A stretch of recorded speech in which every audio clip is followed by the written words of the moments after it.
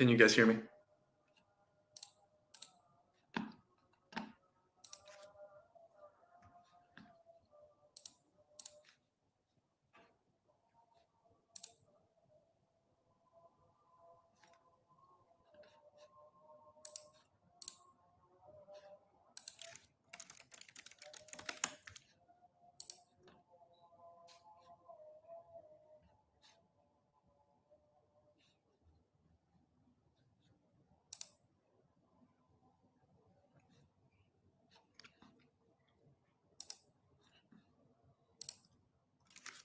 Okay, I think we're live.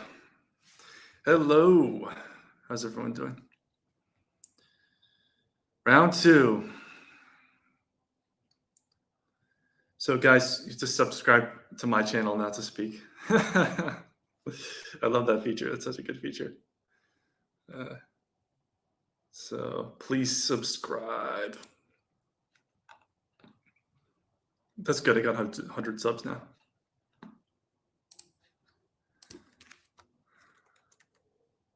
I'm yelling my student loan into DragonX. Me too, my friend. Yeah, dip was canceled. Oops. I was telling people that it was going to be a non-event, but a lot of people actually sold to buy lower. It's something I don't recommend you do. I do not recommend you sell to buy lower. Just hold your position, accumulate more, or bring in more dry powder, right? Yeah, nice to see you too, man. We're hoping to make this a regular thing. Greetings from the Netherlands.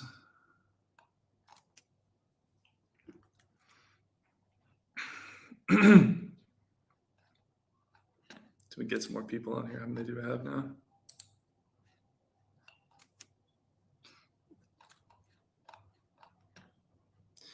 Someone who knows how to live stream, can you please let me know how I can get this uploaded in like higher definition? Because I should be able to do it. I'm using an iPhone camera, so it should have a higher. Happy 280, Scott. Hey, Weapon Head from the Netherlands. I wish that I could see. Oh, here we go. I see it up in the corner. There's 18 viewers here. I was wondering where that was. How you guys feeling? This is actually a welcome surprise to see this 30% pump, almost 40% pump in hyper. It's crazy. Really crazy. Let's have a look at hyper actually to see what the mining ROI is right now. 65%. That's good. 65% is good, guys. I really wish that Mike Dean, if you're watching this, can you put together a hyper dashboard? Because it would be really cool to have just see what the hyper mining situation is, because it's on a shorter time scale. Like being able to compare the behavior between hyper and Titanx would be really cool to see on a dashboard. I'll message Mike Dean about that. I'm able to do a stream with Mike Dean next week. We're going to go over his updates to Titanx Hub. I don't know if it's the buy and burn, man. I think it might just be people realizing that the worst is over. I haven't checked to see, but maybe if someone can track the buys, it really just could be a matter of total capitulation by users, and then people just coming in for new stuff. Yeah, well, all the bot projects pumped because of the liquidity bonding, right? Which is kind of the whole point of it. It's fantastic. It's good for everybody. This is with ETH being down, right? So wait until the rates start to get cut. Hey, Alfie Crypto. Wait until the recession hits and the rate cuts come in.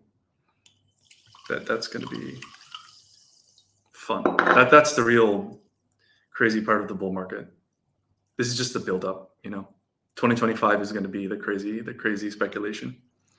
All the negative events, the war, and whatever wars we stumble into, recession, unemployment, all this stuff will pile up, and then the Fed will need to act, and then they lower the interest rate. Makes it easier for banks to lend. Makes it easier for people to take out cheap loans, cheap money. Money is cheaper, right? I don't know if it wouldn't change lending requirements, but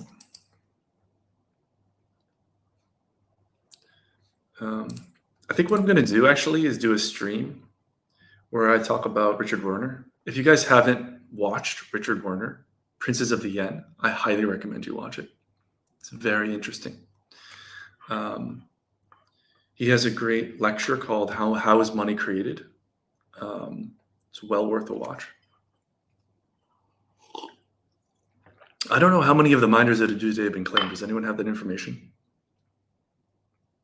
I'd be interested in that.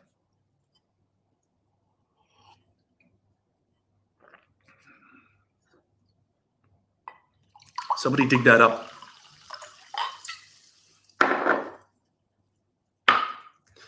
Can I talk about DragonX liquidity? Will sell-side liquidity be more like Titanx in the future?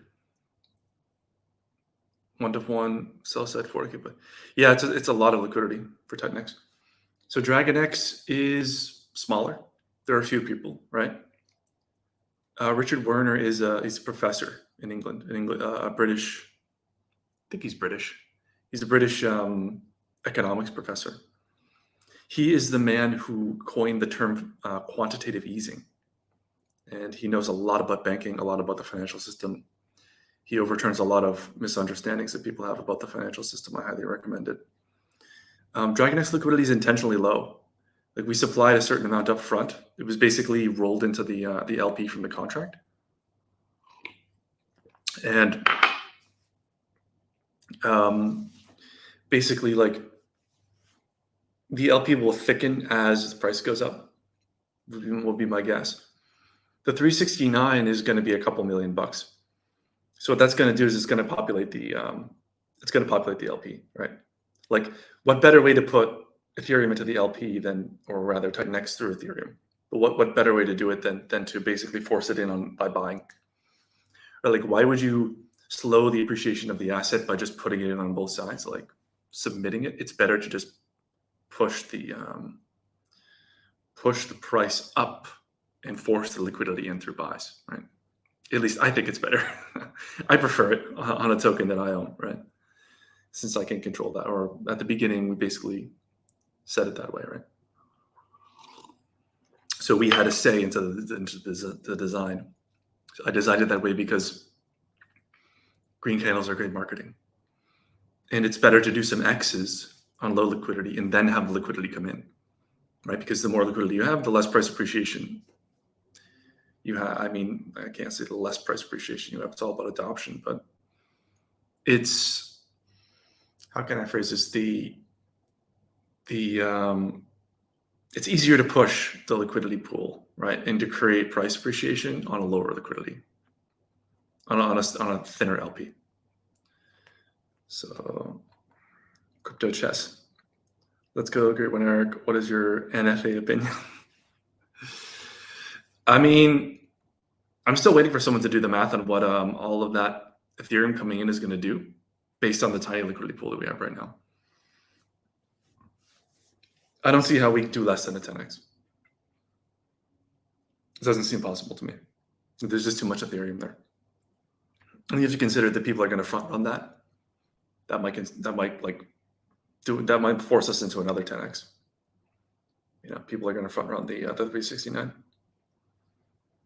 And then if we were to launch something else on top of DragonX, something that Jake and I have been discussing, wouldn't that be cool?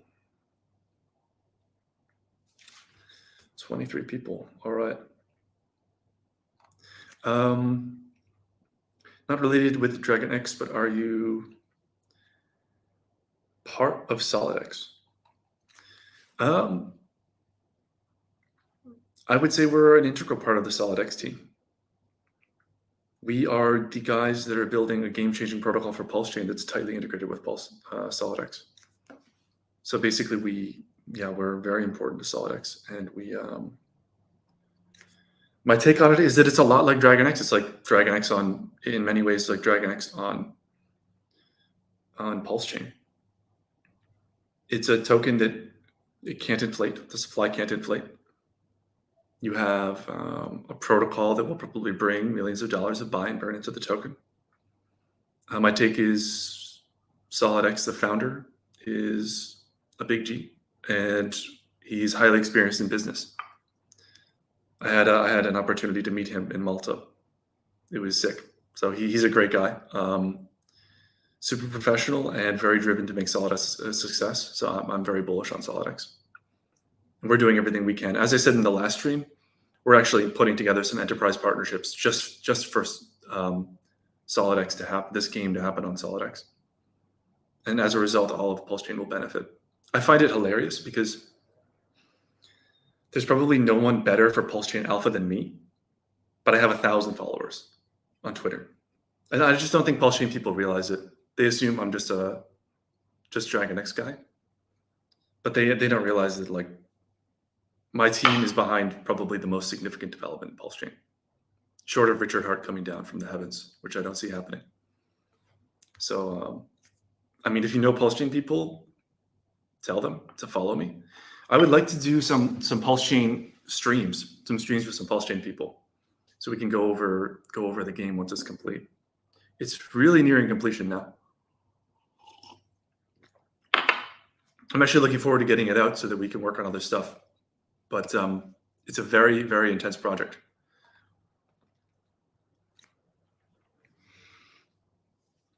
Titanx miner profitably at 10x. Yeah, that's what I was predicting. 10x. Because that's when miners started to drop off. S-ray. It's basically like around then. So do with that information as you will. But X28 is going to be interesting because it should make the price a lot lighter on the way up.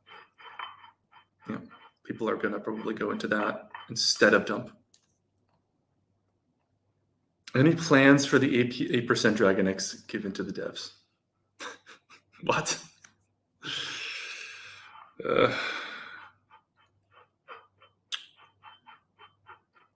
No expectations. I mean, if you've been following along, you'll realize that we've been heavily investing in Titanx.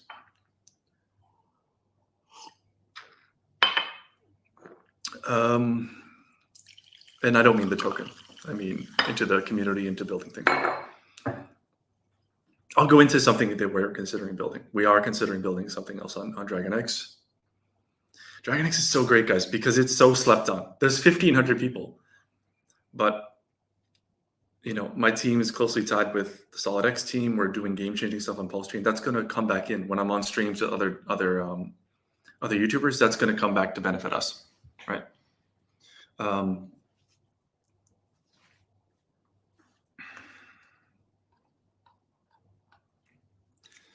What's deflation? Crypto chess. If someone can do the math, that would be great. It's tough to tell because it depends on how much is available in the liquidity pool, right? So it's what's available in the liquidity pool and who's selling into the buy and burn. How thick is the LP? So what kind of deal is the buy and burn going to get? We don't really know that right now. But if another protocol launches that was to burn DragonX, just imagine how that could be beneficial, right?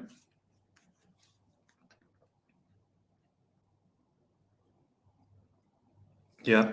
No, I mean, I think the flywheel, I think if we can launch this protocol with Jake, it was really Jake and I started to talk about what we could build on DragonX because it's such a good platform. The beauty of DragonX is that you can build on top of DragonX. And if you bond your token to DragonX, you bond your token to a lower liquidity derivative on Titanx. So you actually could potentially have higher price appreciation than just Titanx. And you can still burn Titanx. You don't need to burn DragonX because you can burn it by sending it to the vault, right? So the vault will get filled up, and then the DragonX will get burned from the buy and burn increasing, which will push your token up by proxy, right? Because everything's tied together.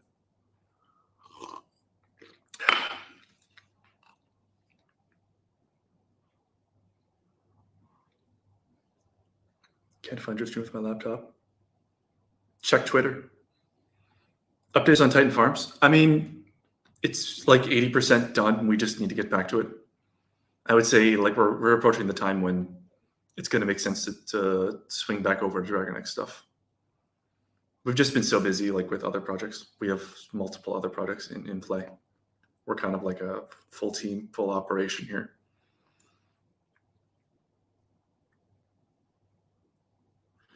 Yeah, it would be cool if there was a shadow protocol that burned all build on Titanx projects. I don't know what.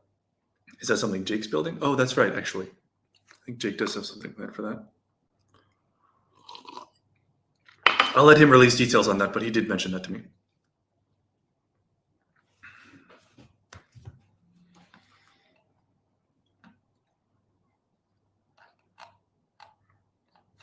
What am I going to build on DragonX? Should I tell you guys now? It's still up in the air a little bit. Like there were two concepts, and we're leaning toward the concept that Jake and I were discussing today, which is sick. Yeah, you could think of it like even more effective at compounding, a protocol that's very effective at recompounding. So it's kind of like Hyper, but even more effectively tuned. And so you're getting really, really fast compounding periods, and people are compounding their wealth that way. In the process, they're burning Titanx by putting a portion into the pool. So it'd be basically a fast compounding protocol with no staking.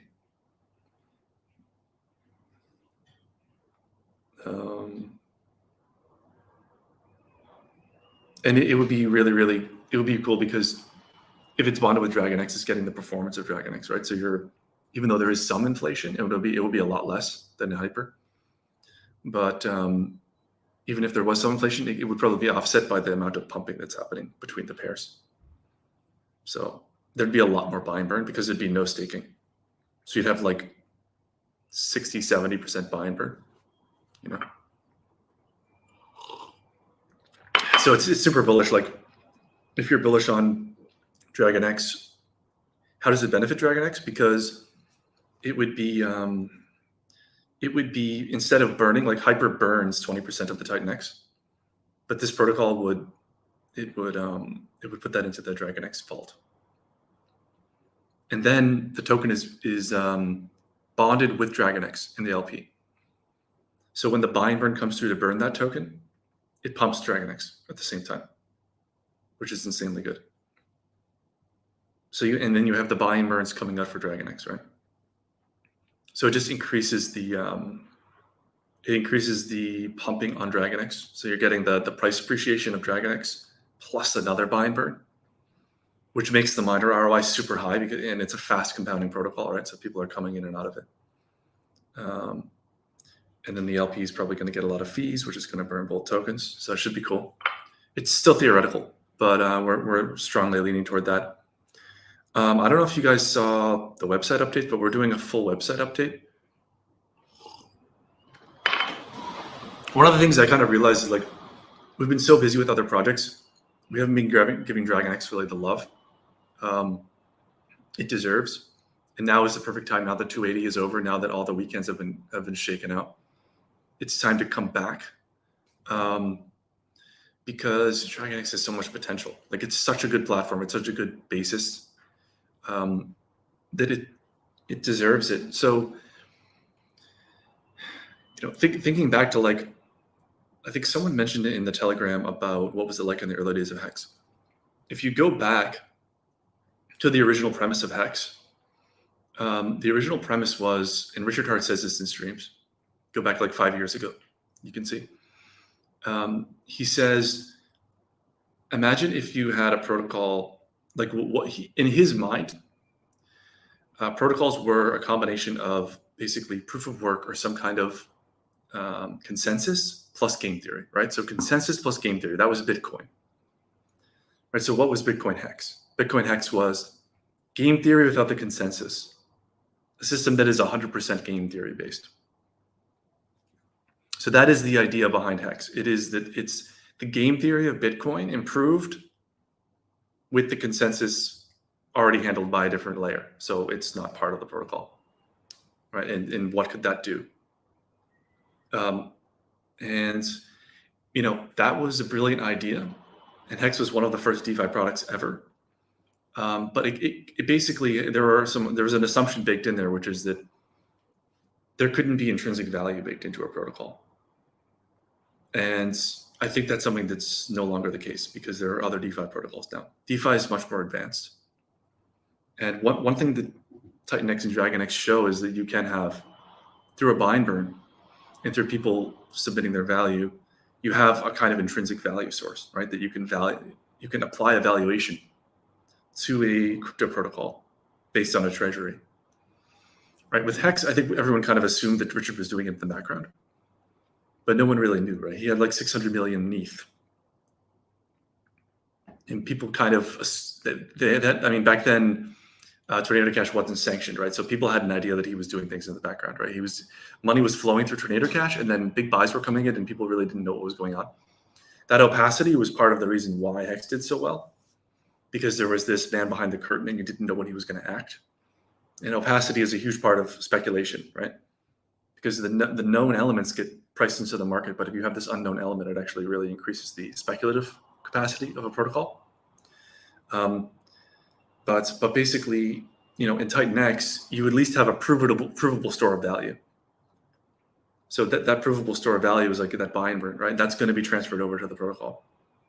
So you can't say anymore that, protocols are just game theory and nothing else, because the consensus is handled. In 2020, there was nothing. There was like Uniswap, and then Hex came out, right? So it was groundbreaking. It was like one of the first pure DeFi protocols. But now you can tie into other crypto protocols. Like, you don't want to expose yourself to too much contract risk, or have a systematic failure. There's been some systematic failures in crypto, like Luna. But at the same time, there are proven protocols that you could potentially tie your protocol into that would create intrinsic value into a crypto, right? Where you can say, this crypto protocol receives this much cash flow per month, or this much cash flow per year, right? And that's growing every year as Ethereum goes up, or it's growing every year as there's more staking happening, right? Like DragonX. So I think we've actually evolved, and I don't hear people talking about this. Maybe they haven't thought about it enough, but Hex actually wasn't the end of DeFi. It was the beginning of DeFi. And there's been a lot of innovation on it. Zen was not an innovation on it, in my opinion. It was just even worse version of Hex, basically, to goad in the plebs to basically click a button and spend gas, with the idea that it's somehow free, even though you're paying for gas. But I think Titanx took it to another level by building in that intrinsic value. And I think that there's more that can be done there. You can have complementary protocols that are basically supporting the base protocol, that provide cash flows. And the build on Titanx stuff is something like that. I was thinking about external protocols. Sorry, I went off on a tangent there. But what was the original question? Remember?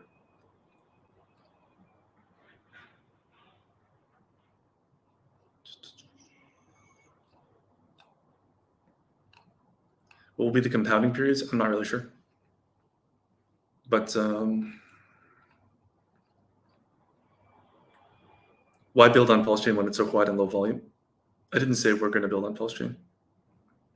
In fact, I have some really cool protocols that I was thinking through, but ultimately it's just too small a market for us.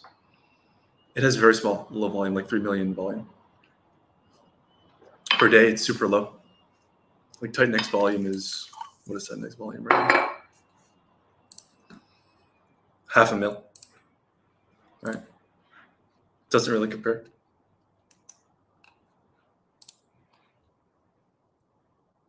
Yes, the buy and burn is a massively bullish catalyst for DragonX. So yeah, going back to the idea of marketing. So we're going to be redoing the DragonX site to be a little bit more value proposition focused. It's going to be a fresh design. Right now, it's just basically a bunch of decentralized functions that you can call. That will still be there. But because the launch phase is over now, and we want to attract a more speculative crowd, right? That you don't necessarily need to be a DeFi native to get into DragonX anymore. You just need to understand that there's a big payout coming and you want to be in for that, right? So that's an easy value proposition that we can share with people. So we're going to gear the website around that. So we're going to have a page where people can come in and they can simply swap their tokens. They can swap Ethereum or Titanx. They probably won't have Titanx, so they would swap Ethereum for DragonX. And we have some marketing partnerships planned. We have a few people who are going to be helping out, a few experienced people. I'm going to be going on a lot more AMAs. Because yes, DragonX is decentralized, but it's no good if there isn't new eyeballs, right? We need new eyeballs in the ecosystem. We need new eyeballs on Titanx. And so the time has come to do that. Guys, it's been months. Hasn't even been a year. DragonX is so young.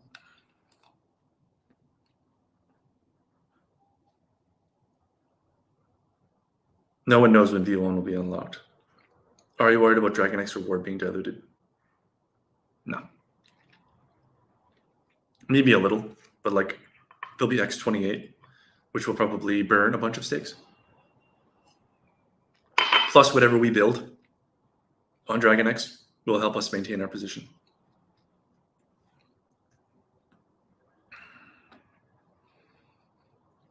I mean, could we be a little diluted? Possibly. The thing is, the payouts don't look that great. I mean, there might not be that much liquid left either. So like you need to commit to a pretty significant, I guess you don't if you wait. But what are the chains am I planning to build on? It's X28, probably X28 will be before day 369. What other chains are you planning to build on? I want to go on Pulse Chain eventually, but we need to, so we're building something for Pulse Chain now for SolidX, building a pretty hardcore game.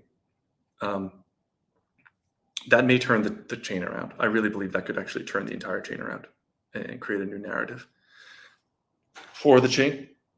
And when that happens, you could see a lot more volume and a lot more interest.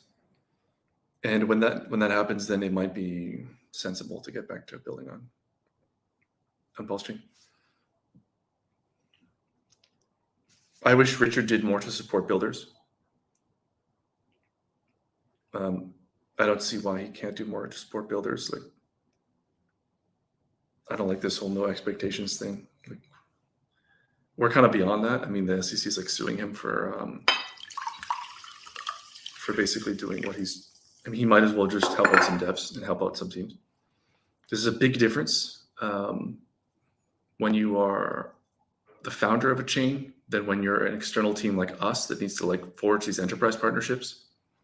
But we don't have the connections to the core founder, right?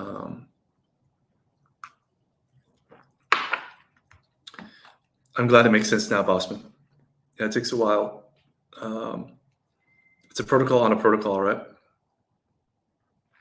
Yeah, I need to show these. I'm so bad at this. Okay, from now on we do this. A protocol like hyper-utilizing DragonX sounds pretty bullish. Yeah, I agree. Especially since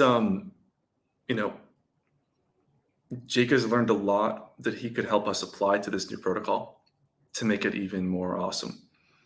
The idea behind Hyper, and I do think it's a narrative that's intact. I think if you look at the Hyper ROI, it's already back in profit. But the idea was it would be a fast compounding protocol, right? So if we can even further improve upon that, then what you have is you have a marketing vehicle where you can go out and say, hey, why don't you come in for the 20% APY or the 30% or 60% APY?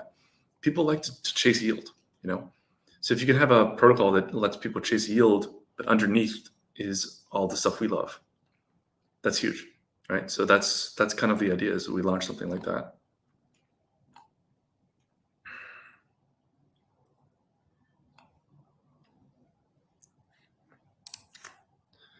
Do you think Richard is influential to the price? Yeah, of course. Every founder has a huge outsized impact on the token, even if it's decentralized. And even to this day, Satoshi's 1 billion locked coins is subject to speculation, right? Even though Satoshi left, the very idea of him returning is actually something that's bearish for Bitcoin, right? I think if you look at the what is SEC reports, one of the risk factors listed on the ETF, I think it was Grayscale or one of these. Like, you know, they have to list they have to, when they do a filing, they have to list all the risk factors associated with investing. One of the risk factors is a return of Satoshi, which is a total black swan. People wouldn't know what to do if he started dumping his 1 billion Bitcoin, right? It would crash the market. Am I minting Inferno? No, I'm not minting any Inferno. I think I'm focused on DragonX completely. I have Titanx, obviously. I see huge potential in DragonX. And I also see a ton of potential for the protocol that we're going to launch on top of DragonX. I just don't think you beat us in the long term when it comes to teams. Why don't I copy DragonX code over to Hyper? There may come a time when that makes sense. There may come a time. Why don't we copy Hyper code over to DragonX? That would be insane. Fuck to people who say it's not beneficial to the ecosystem. Yeah, just wait, man. I mean, if we can see, there are so many ways for people to get APY in Titanx. You have Titan Blaze, now you have Inferno, you have Hyper, and you're probably going to have something else with us that's also super high APY. So there's just so many opportunities for people that want yield if they're willing to do a little bit of extra work to just recompound their tokens. In the meantime, we get to build this awesome store of value on Titanx, which is DragonX, right?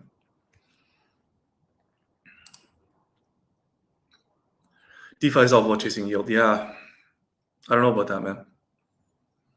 I would say DeFi is about accruing as much value to a protocol as possible. That is what I would say DeFi is about.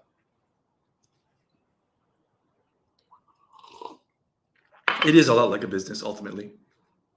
You can pretend that it's not, but it's like a collective business. I mean, you can think of it that way. I think that's a healthier way of thinking about a DeFi protocol, right? It's like a collective business almost that no one owns and no one really drives, driven by the software.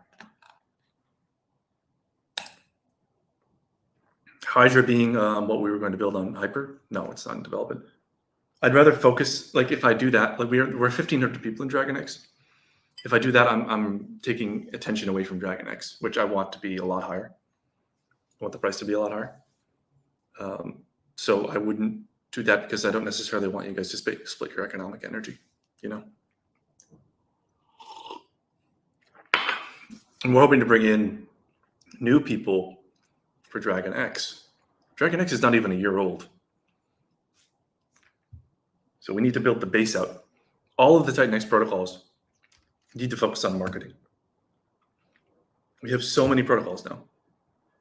Helios, Inferno, Blaze, DragonX, Hyper. That's 5 protocols, and that's not even Titanx, right? And then we're going to launch another one on top of DragonX. So that's a lot of protocols, and we need to establish a large base. Like Hex has 10 times the number of people that DragonX has, or sorry, Titanx. This is not enough people. We need 10 times the people. So part of being a builder is marketing, building community, right? That's important. That's what we need to do. For pizza. Nah.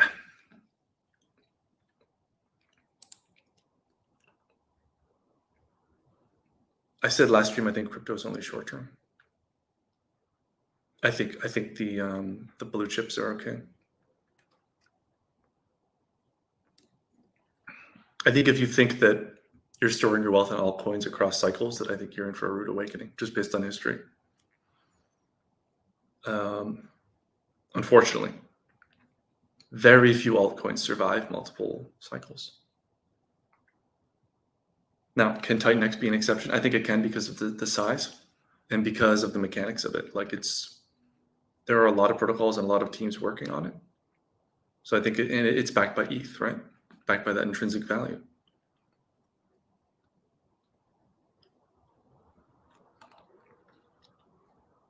Thoughts on baby dragons? I actually haven't been following developments in that recently. Someone was trying to buy it today in the chat.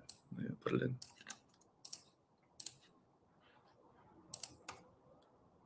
It's all about execution with these, you know? So you need to be able to execute. It's got 70 holders, right? So that's a marketing problem to me. That's not a protocol problem. You got to market your shit. It goes back to the idea like you can't just launch new protocols all the time. Like DragonX should be a focus. You know, we're launching other products, but we're a full company. Like we're not just. I'm not just a guy launching tokens on my own, right? We have goals as a group, which is why we launch a lot of things. But for a person who is an individual founder who's putting their face behind one token, like I think you should put a lot of focus in. You know, volume is everything. Like that's why I started this channel, because there's just so much work that can be done and so much that we can all get out of DragonX. It just doesn't make sense to just dump it and move on to the next thing, you know. So we should be rallying behind it. It's so well built. Like it's not that easy to build something that does this like doing as well as DragonX, and is as well built and well designed and flawless, and it's integrated with another ecosystem and has millions backing it. Like that is a significant first mover advantage, like over a protocol that just starts today. And you know, I honestly thought about running off to start yet another protocol, but it's just like I just came back to DragonX. Like this is too good, you know. And I was never going to abandon it, but it was just a matter of like, where should I apply my efforts next? And we just looked at our like opportunity space, and DragonX is just huge. Like it's a big opportunity for everybody.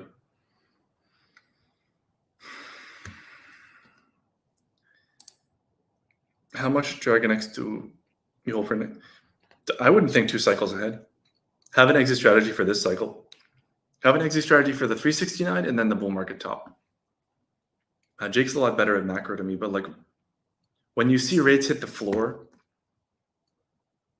okay, then in the next like 3 to 6 months, you're going to have like probably an all-time high.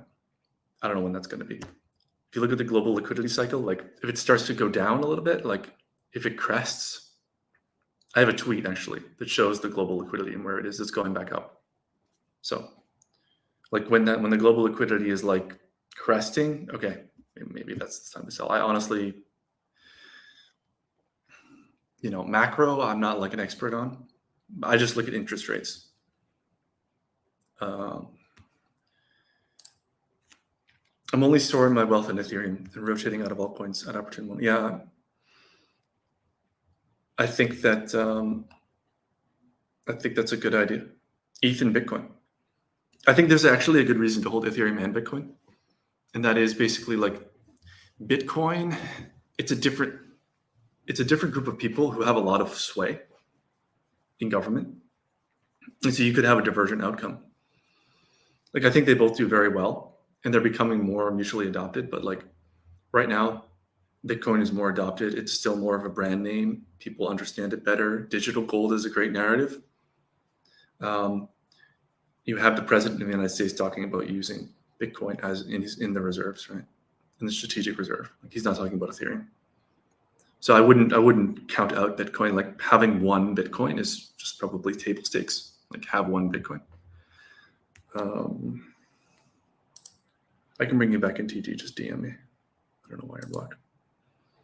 Trump or Kamala? Trump. Come on, guys. Serious. Kamala? Oh my God. Please. The significance of the significance of the significance. Like, I'm not that smart. I have a rule, which is like, I'm not that smart. I'm maybe a little smarter than average, maybe, but like, I'm not that smart. If you're dumber than me, then I'm not interested. Like, I need to work with people that are smarter than me. So like, why would you want a politician that's like obviously dumber than you?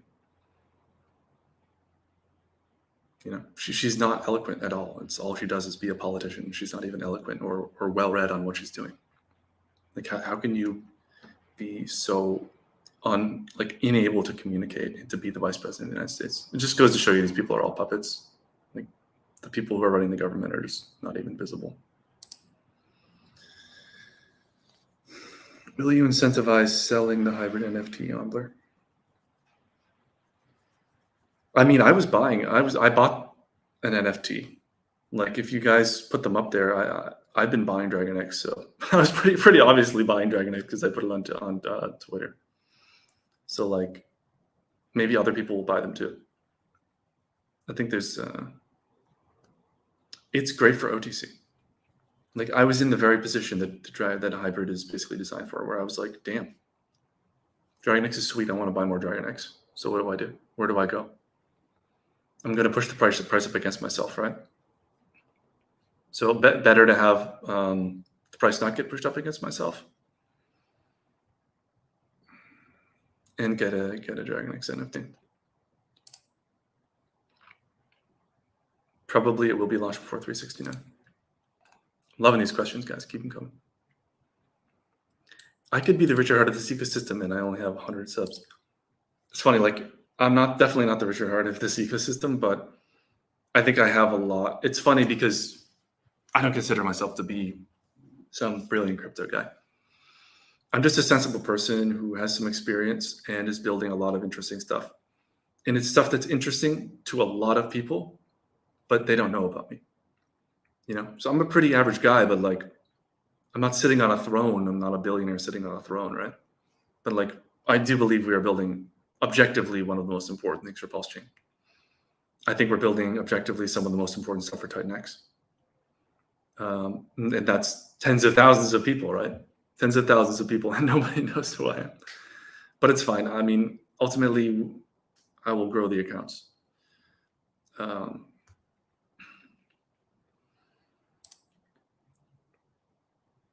What stablecoin do I recommend? I mean, I like USDC. It's not financial advice, but you know, I think there's a lot of Tether FUD, and I don't know what's going on with the backing of Tether. I've heard that Tether has one of the highest treasury. They actually buy a lot of treasuries, but I think USDC is also treasuries. I don't really know. I would go with USDC. It's pretty highly regulated stablecoin. Was it rigged? I didn't believe Trump, but the more I don't know, man. It's just the thing about the internet is like, the information space is a battle space, right? So you never know like the depth of information. Like, you never know how deep they're trying to psyop you, right? So like, people are posting things that are false, and they are saying them with conviction on the internet, you know. So you will get people who will come out and say like, oh, this voting booth was rigged, look, blah, blah, blah, but it's all Fugazi. So you can't just like assume every piece of information is like a valid piece of information. If you can't assume that, then it's really difficult to get to the truth of things. Let's not get into politics too much. Can we get a DragonX dip before day 369? Probably not, man. I don't know. Let's see. Let's look at the chart. How much have we pumped since the stream started? It's like, I remember in the good old days with Richard, like, as soon as the stream would start, the hex price would pump. Oh, that was so much fun. Yeah, we pumped. It's the best. 20% pump.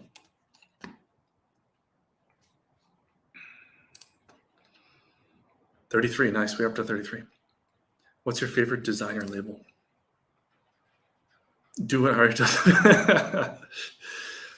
Yeah, sure. I'm not at his level. I'm just a guy building cool stuff. I don't claim to be a visionary founder. Richard's one of the guys who invented DeFi, basically, and I'm a guy who's just building DeFi protocols. I'm in Thailand right now. Yeah, I'm just traveling through. I have some friends here.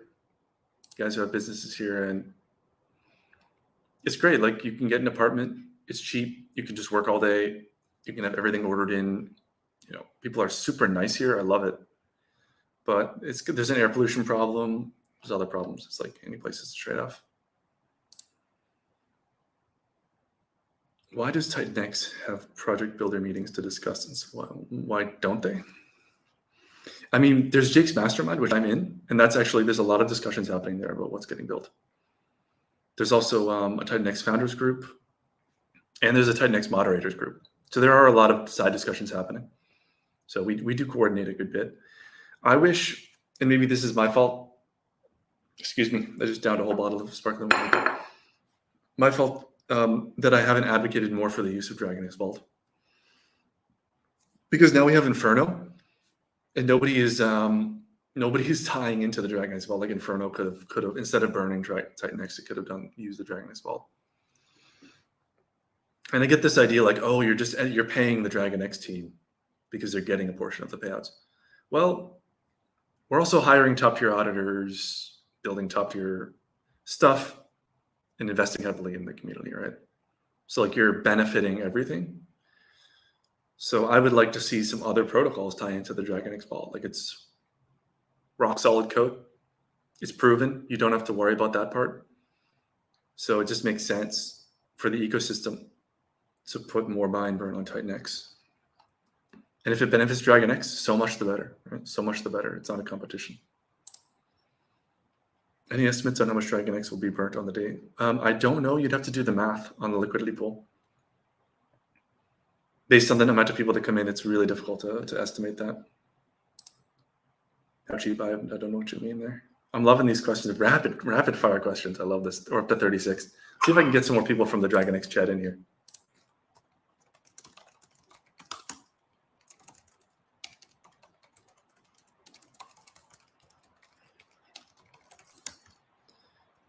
You guys are probably already in the Telegram, so I'm just going to post it again right in the Telegram. Maybe should I just silence the chat? That could be a strategy. Let's see how this works.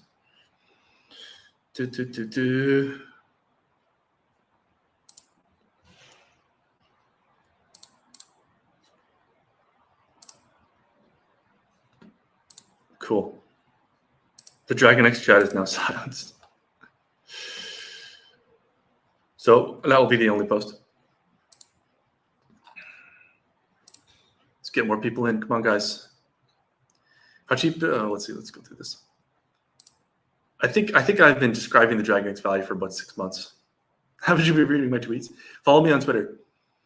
Like this is what I'm talking about. Like the thing about Hex is that the idea behind Hex was that it was originally you had Bitcoin, right? Richard Hart's thinking all came from Bitcoin and his knowledge of Bitcoin, which is super deep, right? So that was his frame when he created Hex. It wasn't like Ethereum and DeFi because that stuff didn't exist. So if you go back and you look at the old streams, it's Richard basically bringing his knowledge of Bitcoin and bringing that into DeFi and inventing this game-changing DeFi protocol, one of the first ever, just based on Bitcoin principles, right? And so what he recognized was that Bitcoin had 2 elements to it, which was it had the game theory and it had the consensus. And so he said, what if I create a system that is just enhanced game theory without the consensus and I let Ethereum handle that? And that's the fundamental idea behind Hex, right? If you go back to his very early streams, right, when he was still calling it Bitcoin Hex, go back to those streams. And I think what's happened with Titanx and with DragonX is, in a way, we've gone beyond that. Right, we've looked and said, okay, where can we extract intrinsic value and tie that into our protocol, right? And that's something new because in before there wasn't, and DeFi wasn't as well developed, right? There weren't all these pools where you can get APY. So things got improved, and the infrastructure got improved, and the development ecosystem got improved, and so now you can take a step above that, right? And people's education level also got higher. And the market got bigger and stuff. So basically people now what you can do is you can tie your protocol directly to the intrinsic value of ETH, right? Or to a pool, right? Or you can create little businesses on top of your protocol, like build on Titanx. You have Blaze, you have DragonX, you have all these different protocols, right? that's another revenue stream for the protocol. So how much revenue is the protocol accruing? Like, I think it might be an interesting chart, Mike Dean, if you're listening, to have like the amount burned per day or per week, right? So you can see or you can see monthly revenue, right? I think that could be cool, because then you're getting an idea of what protocol revenue is, right? Like how many different revenue streams are tying into the base protocol. It could give you an idea of the value. It's interesting, but again, like getting more users is 90% of the game, right? Like memes have taught us that it barely matters to most people what the token does, as long as the expectation is that it'll be higher later. So that's where the marketing element comes in, right? And so all this stuff that's being built is ultimately a way of telling people that this coin will be higher later. If you can do it by getting a bunch of people on YouTube to just shill it, and it has a funny picture, then you've accomplished the same thing in a lot of ways. It might not be as sustainable. DeFi narratives are a little bit more sustainable, right? But ultimately, when it comes to speculation, number go up, and getting the word out about that is probably as effective in the short term or medium term. Look at Pepe. It's still up a lot. And a lot of these meme coins, actually, they take the tact of pivoting to utility after. Why is that? Because it enhances the value proposition. It enhances the sustainability of the project, right? Like Floki and other things. So you can see that they actually pivot toward DeFi once they have an audience. Whereas with Titanx, we started with DeFi, and now we need to go to a broader audience, right? So how do we do that?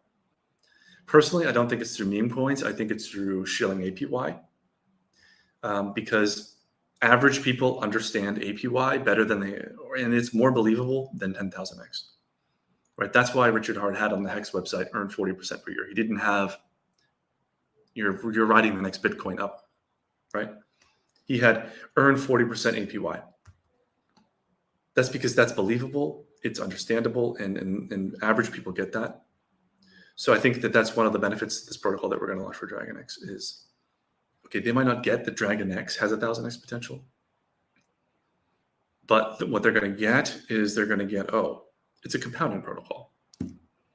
I can make 40%. That sounds reasonable, sounds within the realm of possibility. Even though 40% over a long period of time is incredibly difficult. I think I was watching the Michael Saylor interview presentation at Bitcoin conference. I think the purchase of Manhattan, it's like $1,000,000x or so, a 10 million x return, but it actually only nets out to a 40% per year AP annual compounded return.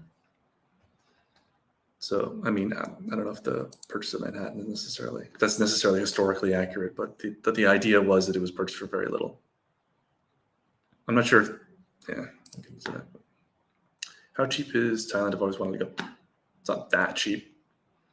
I don't think you should go to places that are really bumfuck and not in.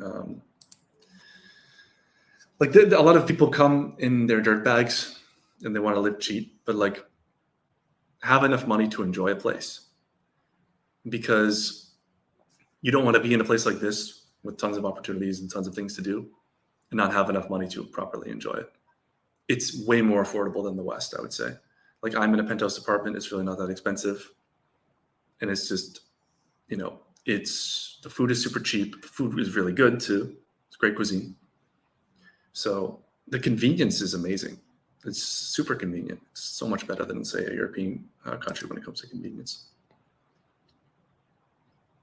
People are a lot nicer too. So I mean, in terms of cheapest of Thailand, it's affordable. It's reasonable. I would expect to spend still good money if you want quality, but it's reasonable. 33 people, cool.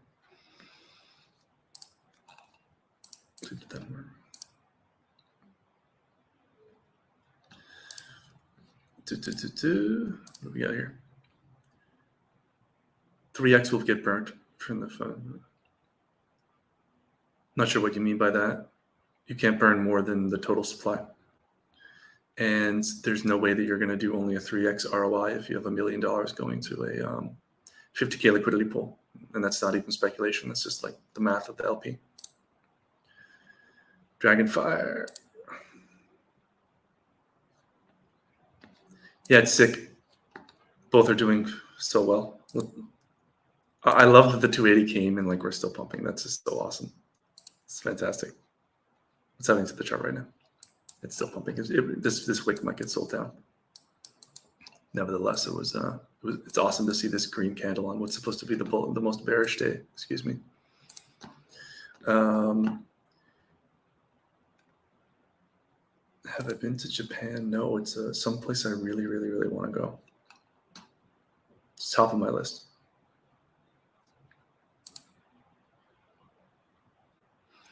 Yeah, I think the pitch to read. Well, I think there's two different pitches.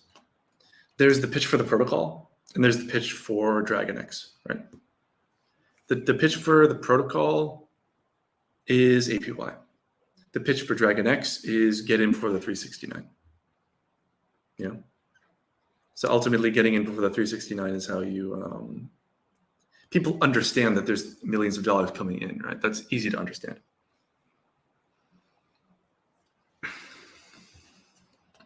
Go with the most simple narrative.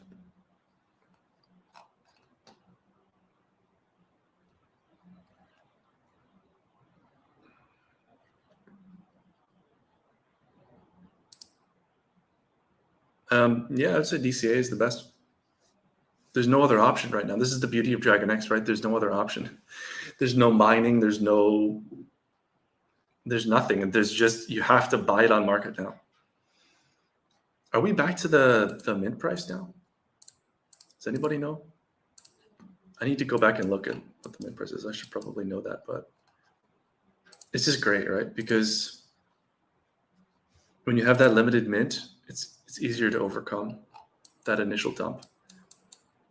What I love about the DragonX chart is that it feels more real to me because you don't have like this forecast of miners coming out where people can just keep remining and dumping, right?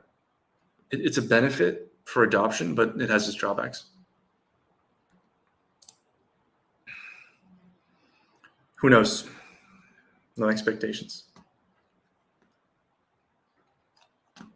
As I said, I mean, if I was going to market this thing, I would want people to know about the 369, right? Like that is a point of marketing. Can't be denied.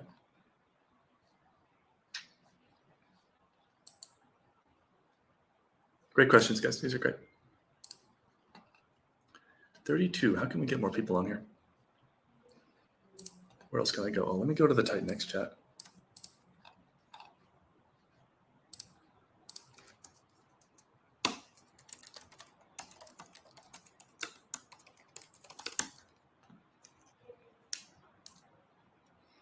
Guys, this is the 280 chat. Like this is the 280 day chat. Like no one else is streaming on this day.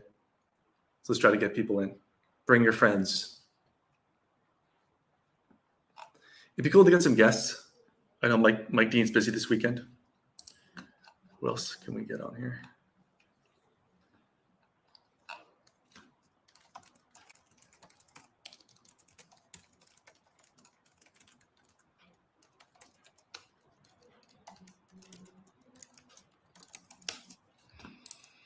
See if I covered my talking points. I wanted to mention that we are building a new protocol. I can't tell you guys too much about it right now. I already kind of did. It's basically like a more highly tuned hyper, but there could be some other interesting things with that. We're going to be overhauling the website because we want it to be focused on different value proposition. Right? Like right now, there's no value prop. It's just a bunch of functions you call, which is great.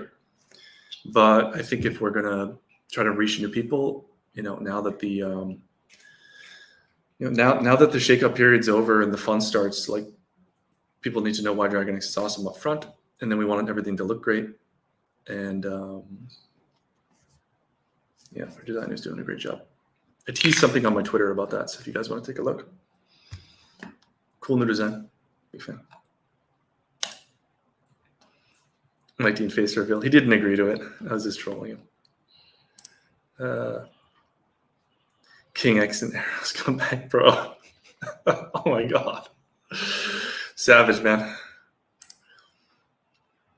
Yeah, for those of you that don't know the story, I paid an auditor out of my own money to look at the Arrows contract. We found a vulnerability that would have prevented the token from being traded on day one. And we stopped it from launching. Can I rank Titanx protocols? Yeah, it's controversial. Let's do it.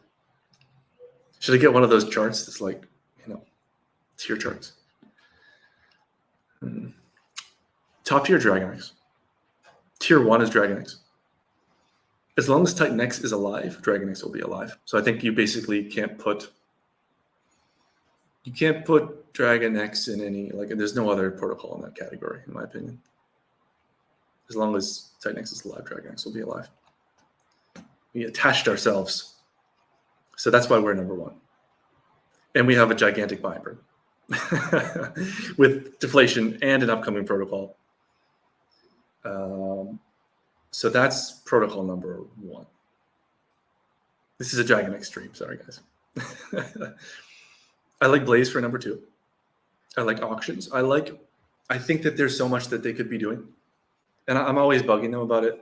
But ultimately, it's their project. I think Blaze is sick. It's really well designed. It's smart. How they set it up is smart. It's slick UI. Blaze it's so good to have that headline ROI on the auction. That's so good. I love that. What I would do is I would get a little card. Do you know those minor ROI cards they used to put on Twitter? Get that so that the current ROI in the UI for Blaze is shareable, right? So it changes, but then when you want to share it on socials, you share the current ROI on the auction. That would be sick, because then people would come to it and they would do their auction and then they would share it out. Look how much we're getting. Look how much I'm getting. Another thing is I noticed that they don't have final ROI numbers on the table below and things like that, but those are all minor things. All in all, I really like the Blaze team.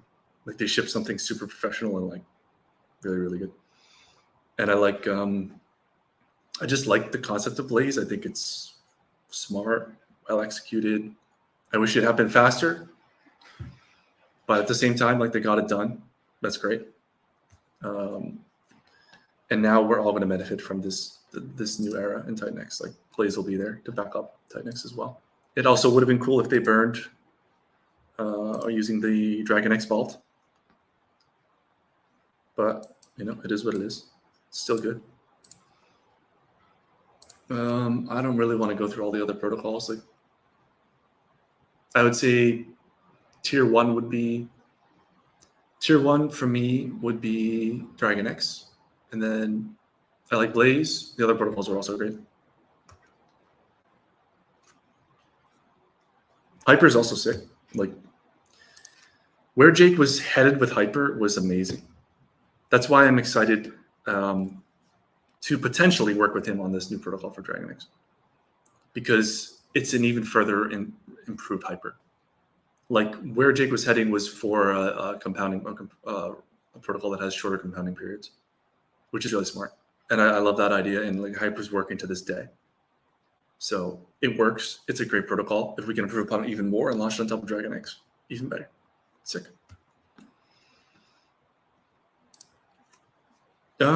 We have other projects. So yeah, we're inventing a really cool new platform. It's not Titanx related at all. It's going to be launched on Base, on the Base blockchain. I have an insider group, and I share that with them, but it's not publicly shared. I don't want to take capital away from the Titanx community. So this is primarily Titanx community focused, but we have this huge game project for Pulse Chain, which it's multifaceted.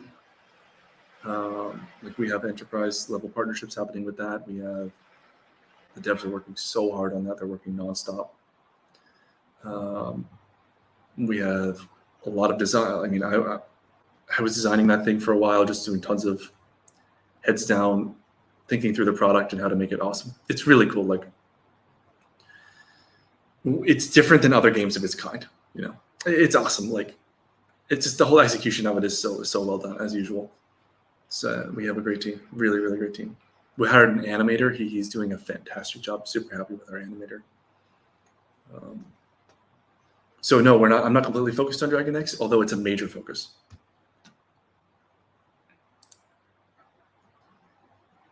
Do the ABCD, right? A is DragonX, B is everything. Biased ranking, exactly. I'm highly biased. Blaze number 2 is crazy. Why? Blaze is sick.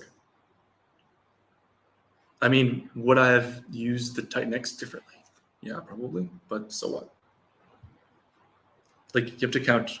I mean, the design is gorgeous. I really like the UI. It's really, really, really slick. Obviously, Titanx is not a protocol. I mean, obviously, Titanx is number 1 because that's the base protocol. But I was talking about built on Titanx protocols. That's interesting. I didn't hear that. My newbie Titanx strategy will be to buy DragonX.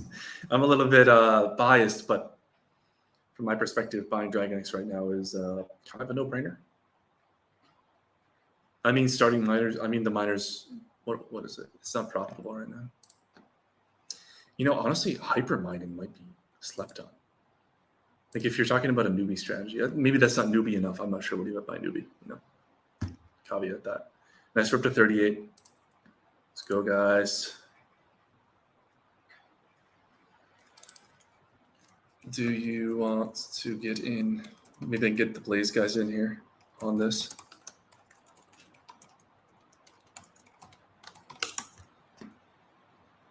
Maybe I can get Bad Sports in here. He can shill Inferno.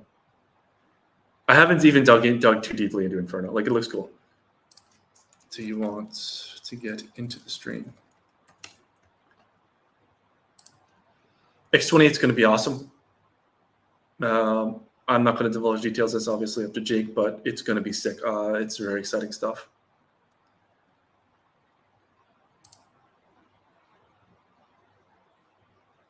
If Hyper is on DragonX, what will be done to prevent dumps if it shares the low liquidity pool?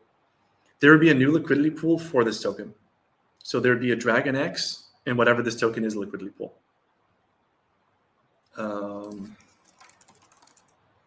So it would be volatile, right?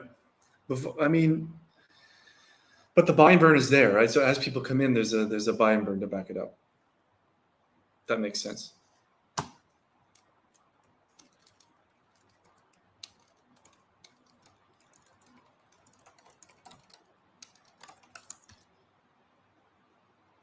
Oh shoot, did I lose this one? Let me DM. I mean, guys, this is the 280 stream right here. Sick. We need at least 100 people in here. Come on, guys.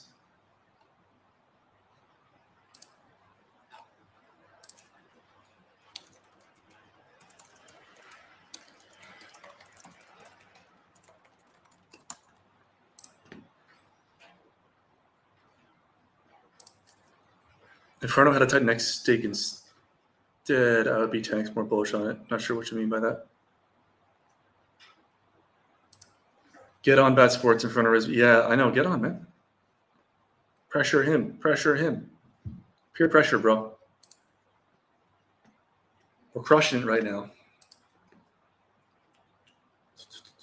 And tweet this out, guys.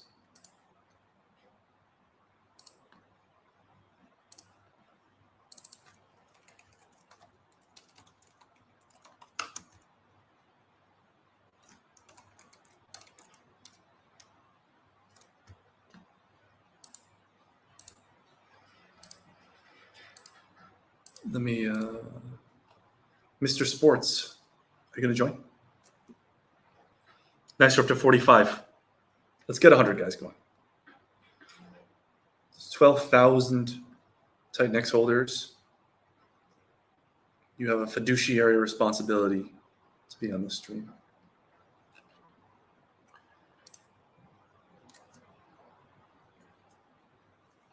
Are there any other talking points I wanted to go over?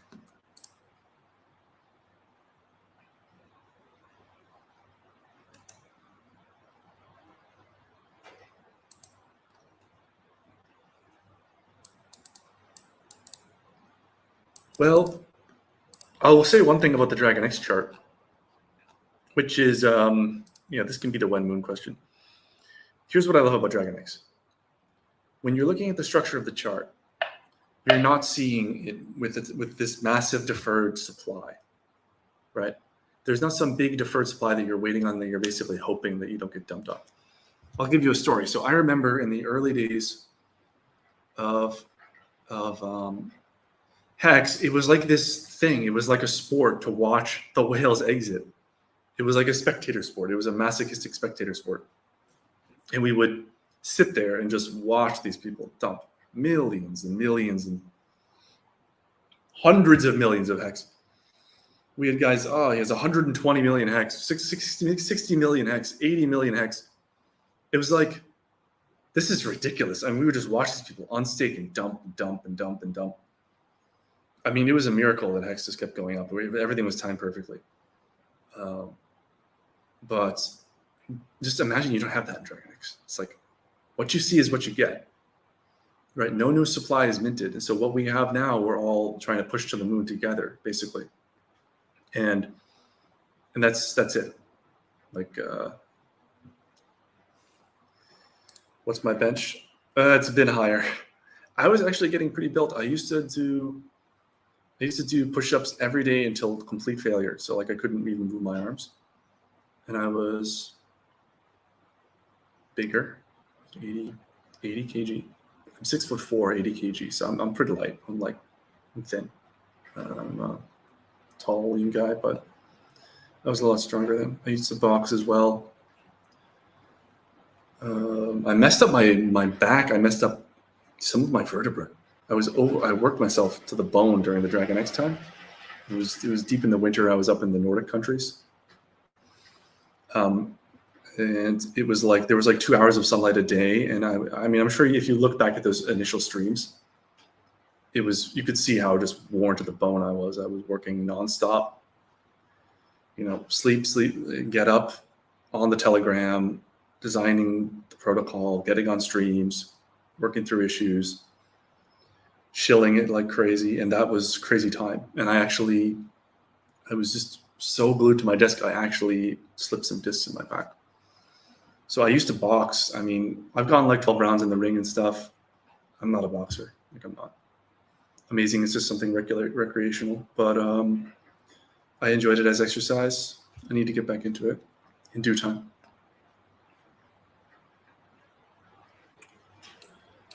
So yeah, I mean, that story about hacks, like that's something you guys won't have to deal with, right? I love that about DragonX. It's just like, it's so clean. And when you see people dumping, like they're out, they're completely out. I love to see people dump DragonX because I don't have to worry about them anymore. They don't exist. If they want to come back, they have to buy in higher. And it's pretty evenly distributed. I mean, the DragonX team only has 9%. That's really not a lot for crypto. Like, we have a lot of work to do for our own backs, right? Can someone do a summary of where Titanx supply went from the 280 miners? What do you mean by that? Oh, that's a good point. Like, where are users submitting their tokens? I think we're still the biggest. I think we're still the biggest.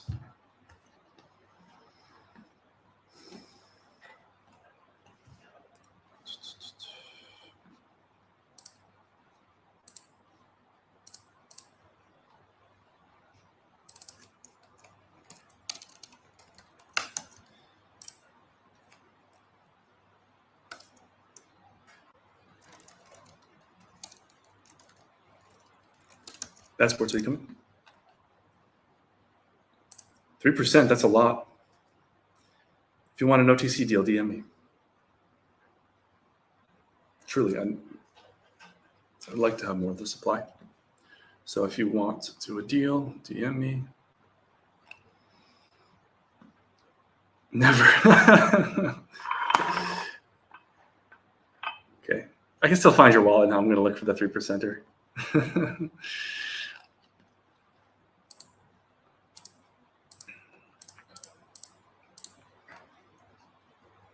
It's been an hour already. Jeez, time flies. Let's make it a longer stream, though. This is the 280 stream. How's the Titanx price doing?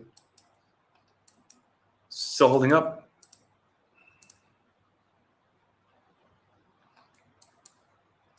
Big wick.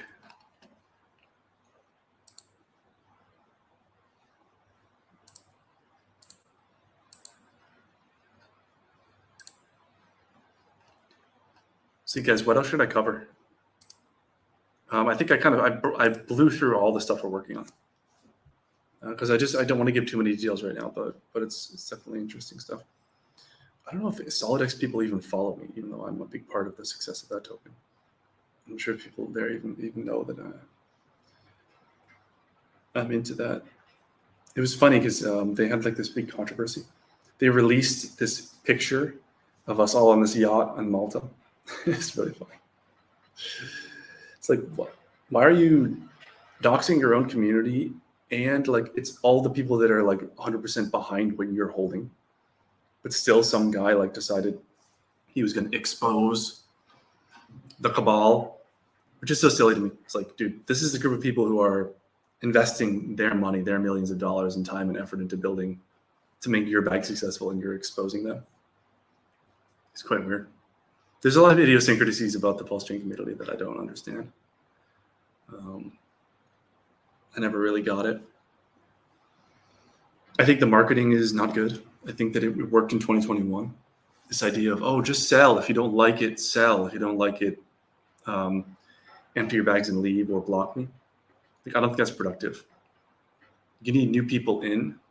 It doesn't work like you just get rid of all the bad people and then all of a sudden you're on the moon. Like, you need to have enough of a positivity behind your token that new people want to come in and participate, right? Like your token can't be based around the idea of destroying people or shaking people out or crushing people's portfolios. That's not a strategy for growth. It might be a strategy for consolidation, but Hex is way beyond consolidation. Like, it's consolidated. So now you need to find a way to turn people back onto it. And that happens through a positive message. People want to be positive, right? It's a hopeful asset class. It's all about hope and memes.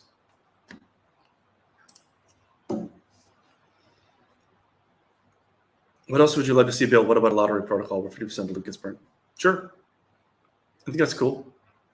I think that, you know, people, just as long as they understand what they're getting themselves into, because a lottery system is like, you're probably not going to win, right? Whereas if you hold DragonX or you hold Titanx, you're more likely to win. So it goes back to this idea of like,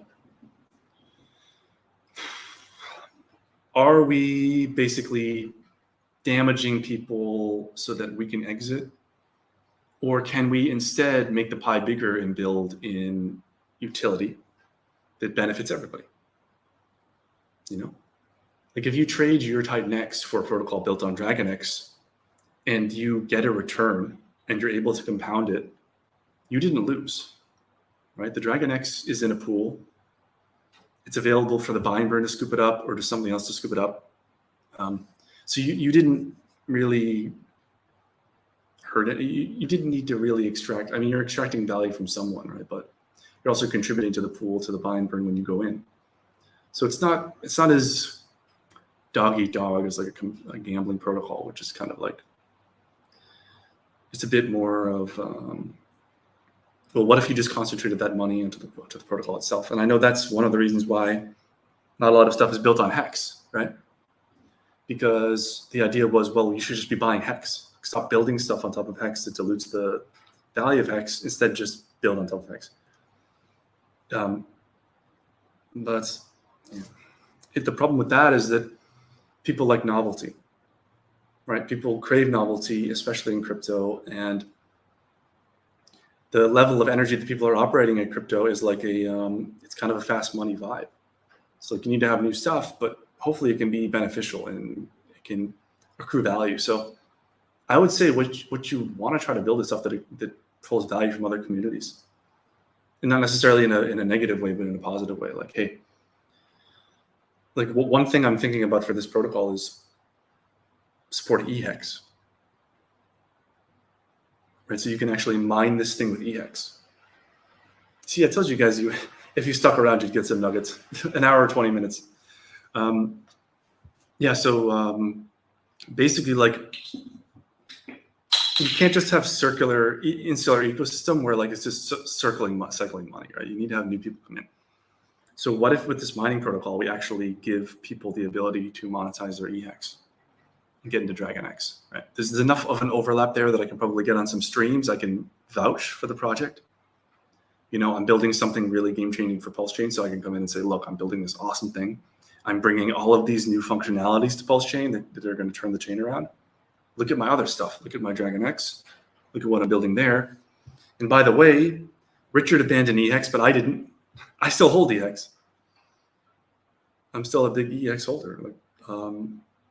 So it's great for me, and it's great for people who hold EX, and it's a way for us to broaden our community out, right? So you're basically getting value from other places, and I think that we should probably try to do that more in Titanx.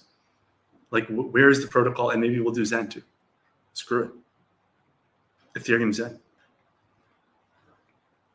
Mine this protocol with Zen, and then this protocol will swap that for Titanx, and then it will swap it for DragonX, and then it will swap it for this token, right?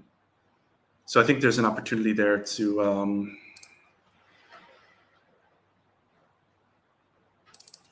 plan A.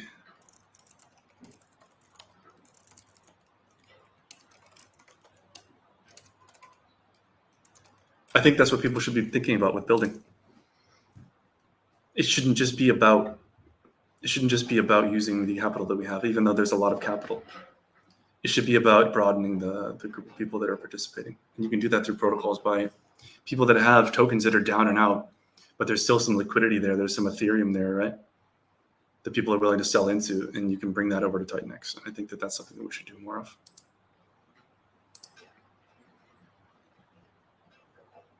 I think that's sweet. I think that we need small countries that people can be free in.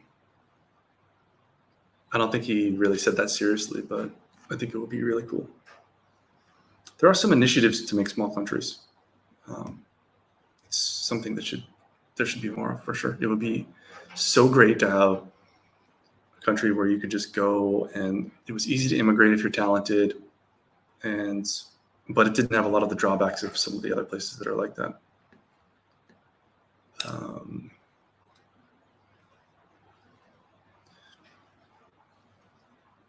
I mean, here's the thing about building, like you don't need to build. You could build community. And that's a huge part of crypto. It's basically 90% of crypto. So maybe the answer is not to build another protocol. Maybe the answer is just to get people in. You know, because we have some really good builders now. We have the DragonX team, we have Jake, and we have the Blaze team, and we have the Helios team. These are really good builders, building good shit. So maybe what we need now is for people to do what they did for Hex, which is run out and tell everyone they know. Bring them in and get them involved. I'm not saying throw your life savings in, don't put your house money in.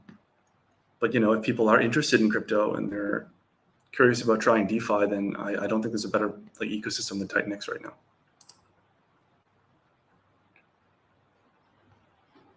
Yeah, I think utility is the goal. And when I think about utility, I think about it as economic value. How can you bring new economic value into this project, right? And I think that the best way to do that right now would be to bring in other communities that have economic value that's stagnant. Time-locked DragonX for rewards that could work. Yeah, I mean, farms will kind of be like that. So farms, you'll lock an LP, which is great. I think there's a right time to do that, though, because right now liquidity is low, right? So you don't want the LP to be thick. You want price appreciation. Green candles bring in new users. The supply of DragonX is already very scarce. 20% is already gone. There's only 1,500 holders. So the scarcity in DragonX is basically a given. It's going to be a token that gets burned and disappears rapidly. So I'm not so worried about obtaining as many tokens as possible at the lowest possible price. I would rather have green candles, and I would rather the people, the 10,000, or not 10,000, but 9,000 people who aren't in DragonX, but they're in Titanx, to go, oh, damn, I am missing out. I need to pivot over to DragonX right now. This is going crazy, right? And to do that, you need great candles. I think that's more important. You're going to get more economic energy, and you're going to send the price up higher. Ultimately, DragonX will be scarce, and people aren't talking about the AAA payout. Like, yeah, it's 2 years away, but 2 years isn't that long. Like, that payout could be a lot, especially if we can continue to force more funds in for DragonX.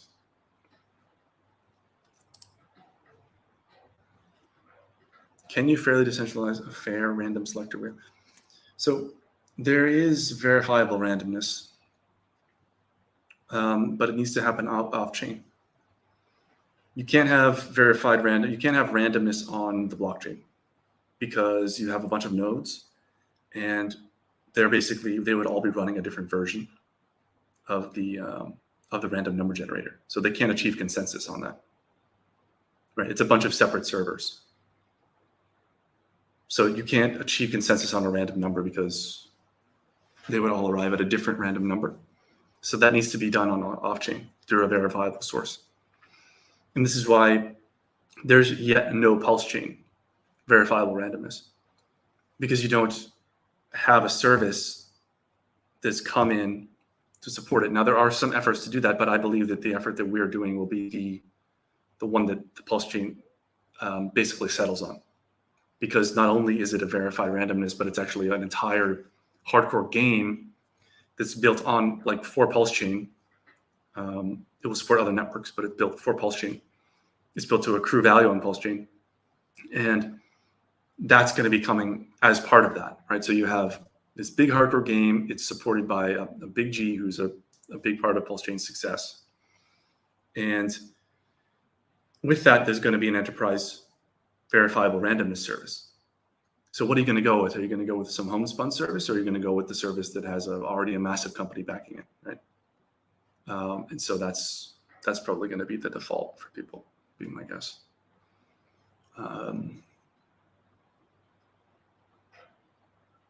Yeah, I'm excited for the future of pulse chain.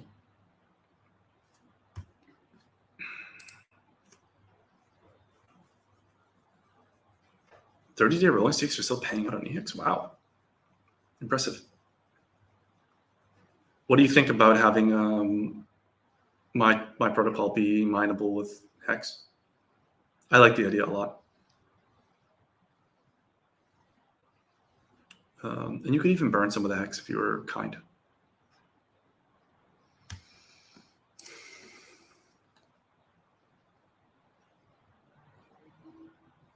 Yeah, for sure. I mean, I like that. I was originally an OG Hexagon, so I would say that I really like the Hex community. I need a way to tap in. I will hopefully be going on some live streams. If I can do this so it's mineable for Hex, I don't see why I wouldn't go on some live streams to describe it. I know there's some animosity between Titanx and Hex holders that didn't get into Titanx, but I think that's probably faded by now. Exactly why headline APY is good. I think this is the biggest selling point for Blaze right now, is that you're not waiting a super long time like through mining to get an ROI. You're basically just water. You're basically just getting the ROI on the auction, right? So I would have that click shareable button. Bad Sports, if you're listening, I don't know if you caught that when I first said it, but make the current ROI on the auctions on Blaze shareable, so that when people come in and they see that 1,000%, they can immediately throw that on Twitter.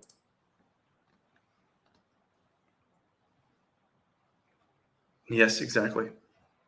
Like, imagine how much will have happened by the time the 888 comes. It will be an established coin, and there'll be a lot lower supply, and liquidity will hopefully be a lot thicker, but still, it's kind of like this.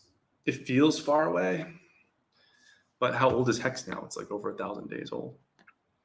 So, wait, is it more than 1,000?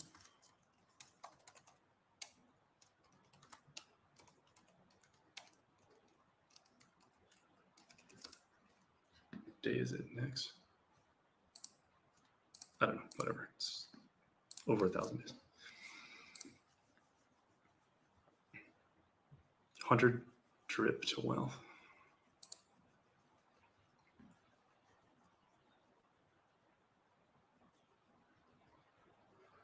Yes, Mr. DripX guy. I would go for DragonX over DripX, just being completely honest with you. I don't have anything wrong with DripX, guys, but DragonX doesn't inflate. And I know I actually think DripX is pretty cool, but it's my stream, and I say DragonX is the way to go.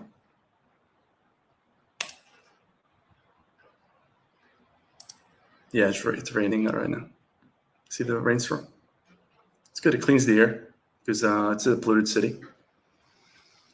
If you guys aren't familiar about air quality, I would highly recommend you read about PM 2.5 and the effect on human health. It's a disaster to be in a polluted area. Imagine a red blood cell being the size of a car, and PM 2.5 particle will be the size of this. So you can imagine it's basically your immune system. It's impossible for your immune system to rid itself of particles that small, which means it just bangs around your body for the rest of your life, causing damage and inflammation. So they've done studies on rats, things like that. And I mean, if you pump in a bunch of small particles, you just completely obliterate the tissues. So you definitely want to be away from small particles, and you want to be in places with very clean air. So if you go to iqair.com, you can see like an air quality monitor. I'm being a bit dorky about this, but this is something interesting.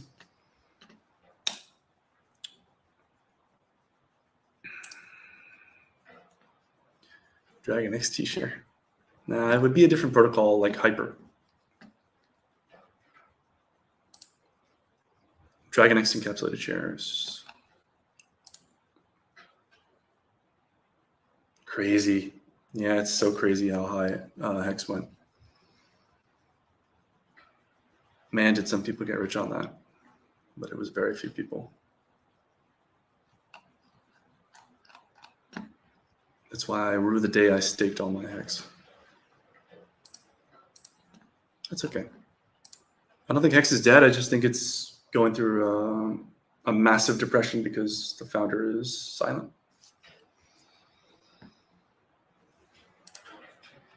I don't know.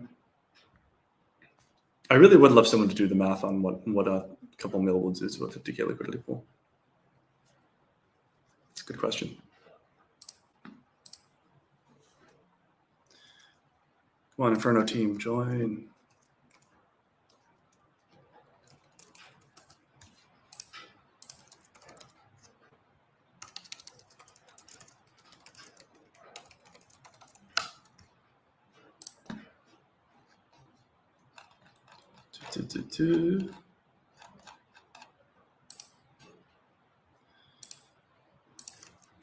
Trying to bring people in here.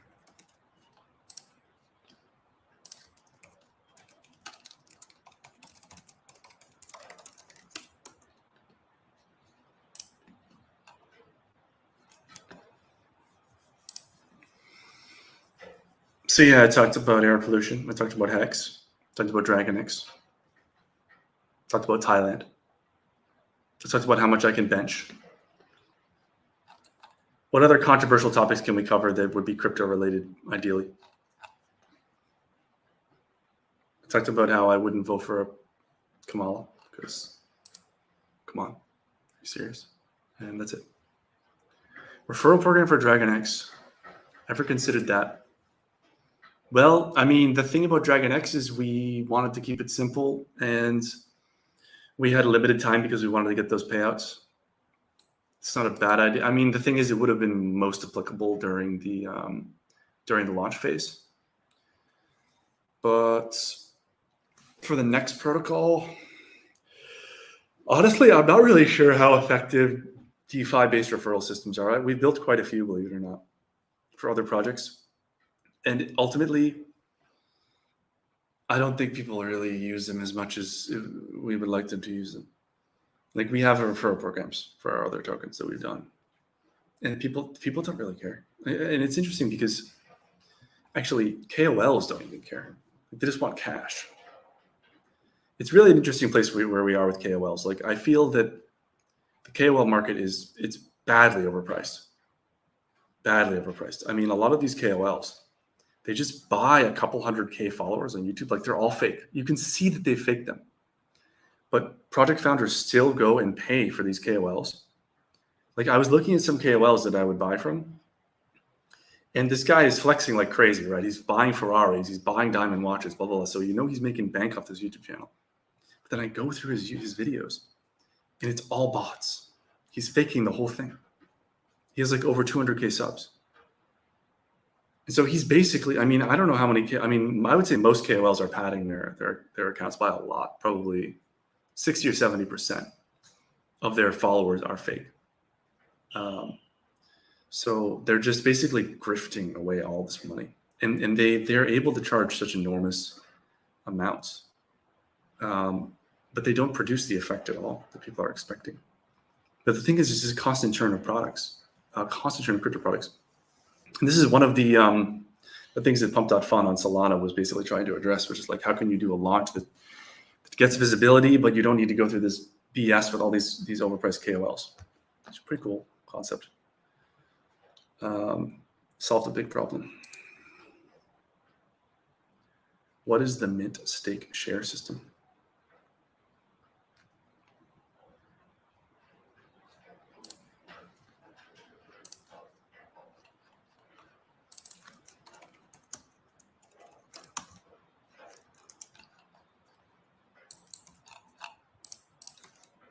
Come on, guys. What time is it Eastern Standard? Is it super early right now? 9:39. Nah, it's 10 a.m. on a Saturday.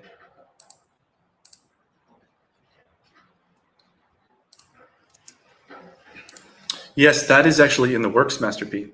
There is a protocol called Ouroboros, and I may be representing that on stream. I know the founder got a bit busy, and I think other things took over, but I think he's fairly close to being done with it. And ultimately, if he ends up deciding not to launch that, I think we would launch something like that. It might be later in the bull market when people want to exit, but how cool would that be if we could exit via stable? I don't know how stable it would be if everyone's trying to exit at once, right? But it's definitely a good concept. Honestly, I think that's something so valuable that even it would be cool if Jake tackled it. Because imagine if you could realize your value without having to sell your tokens. And that's something that we invented with DragonX Hybrid, guys. Like DragonX Hybrid you get the best of both worlds with DragonX, right? You get the pumpage of the low liquidity, but you also get the ability to exit through NFTs. So your paper gains can be realized through the NFT market. It's pretty cool. Okay, you're paying a 2.5% fee, whatever, but ultimately you could be saving yourself thousands of dollars on slippage, right? You could be saving a lot more on slippage. So consider DragonX Hybrid. I know a lot of people aren't using it, but there's going to be some new people hopefully entering the community, and they might be interested as well. So, got here. Minting referrals. Earn 5% of the mint, basically.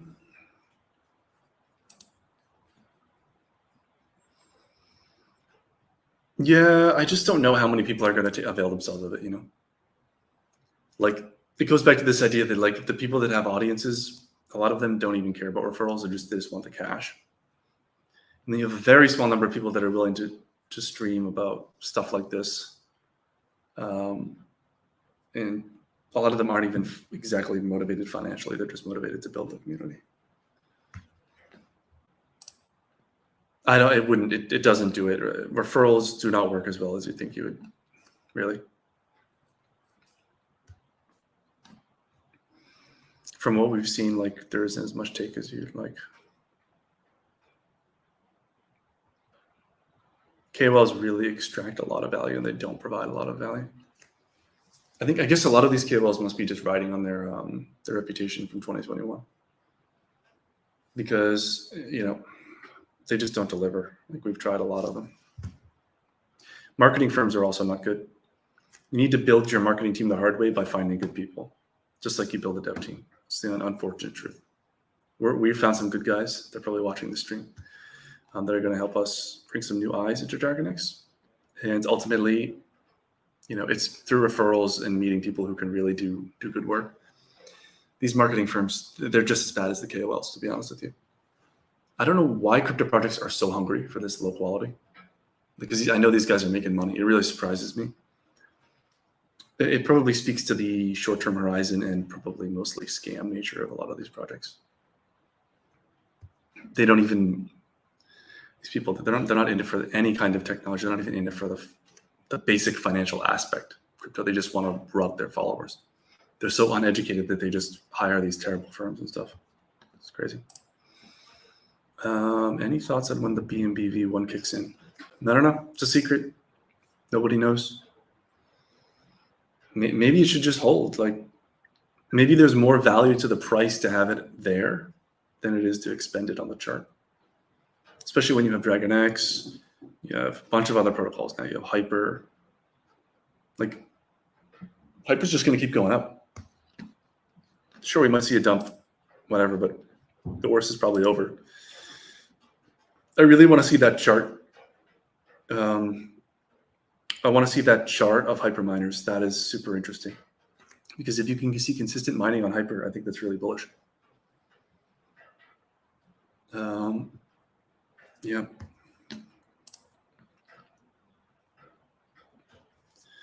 What about Genesis? I don't know. No idea what Jake has planned for Genesis. It would be cool. I mean, obviously, I'm a big fan of the DragonX vault. Like, I wouldn't want the position of DragonX to be eroded, but obviously, it's not my money. It's Genesis' money. Someone just bought 35K in Titanx. Ooh. Fat buy on Titanx. Wow. Whale. A whale just bought in. Let's have a look at this. Oh, nice. It's a fresh wallet. Funded from Binance. Sneaky, sneaky. I wonder who that is. No, I don't know. Someone who probably has a lot more ETH than that, because they're buying from an individual wallet. Huh. Cool. Yeah, it feels like bottom might be in for me. I don't know about you guys. Sure, it might grind down a bit, but I don't know. It already feels like the sentiment is returning. I don't think anyone expected this level of performance on the worst day of Titanx. I'd love to see more participation. It's a shame that people just drop off after they invest in something. Like, how do you just put your money into something and just disappear? This is a very, very small community right now that's still hanging around, and it's a shame. They're going to miss out.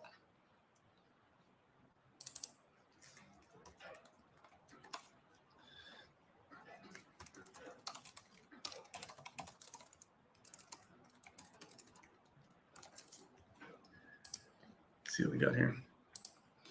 Yeah, you have a crypto user that's financially motivated, but you'll be surprised how lazy people are when it comes to referral programs. Yeah, we got a whale coming in, a fresh wallet funded from Binance. That's super bullish. Someone is probably obfuscating the amount of ETH they have.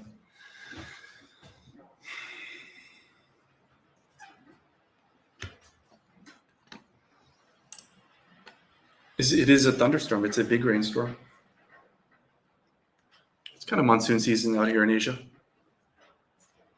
which is great. Keeps the air clean. Crypto native users are the way to go. Yeah, I mean, where we are right now, we just don't have a lot of users in Titanx. There's so much low-hanging fruit for us. We just need to work on marketing. That's where we're headed. Like, it's obvious that the focus needs to be on marketing, and yeah, let's do it. More live streams, more tweets, more. Marketing is all about volume.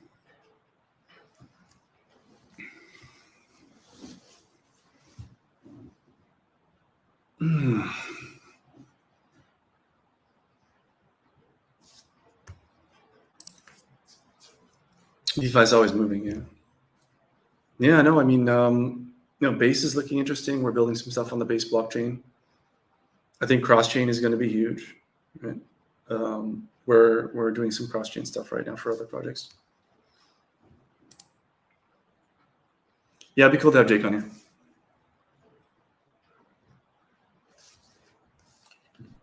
Maybe he doesn't want to do. Yeah, I remember that, man. I'm trying to give some of that vibe to you guys right now. Like, I'm trying to be here live. It's been almost 2 hours. I'm happy to keep answering questions. Like, I can answer questions you have to the best of my ability. I can regale you with the Hex OG days. I can regale you with people dumping. I remember Richard lighting the candles. He used to light the candle at every 10x, and then it stopped happening. I actually chatted with Richard in the very early days of Hex. I was chatting with him in Telegram.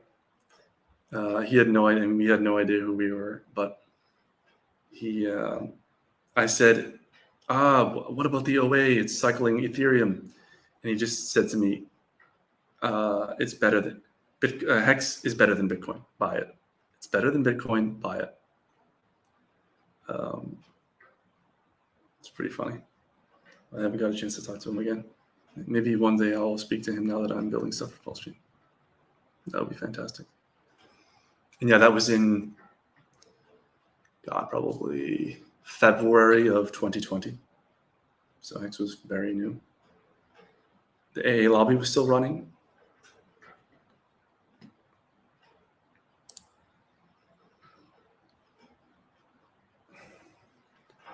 I don't know. Who knows? I alluded to what I think would make sense earlier in the stream. Like, you have to balance eliminating supply. I'm a strong believer in removing weak hands, but I also believe in balancing that with the marketing capacity that, like, green candles are bring. Like, yeah. Ultimately, we all want DragonX to consolidate at a much higher level. I think we can all agree on that. So basically, like, I mean, what Titan Farms would be best to launch that after DragonX has done some significant gains, right? Because that's going to really cement the liquidity.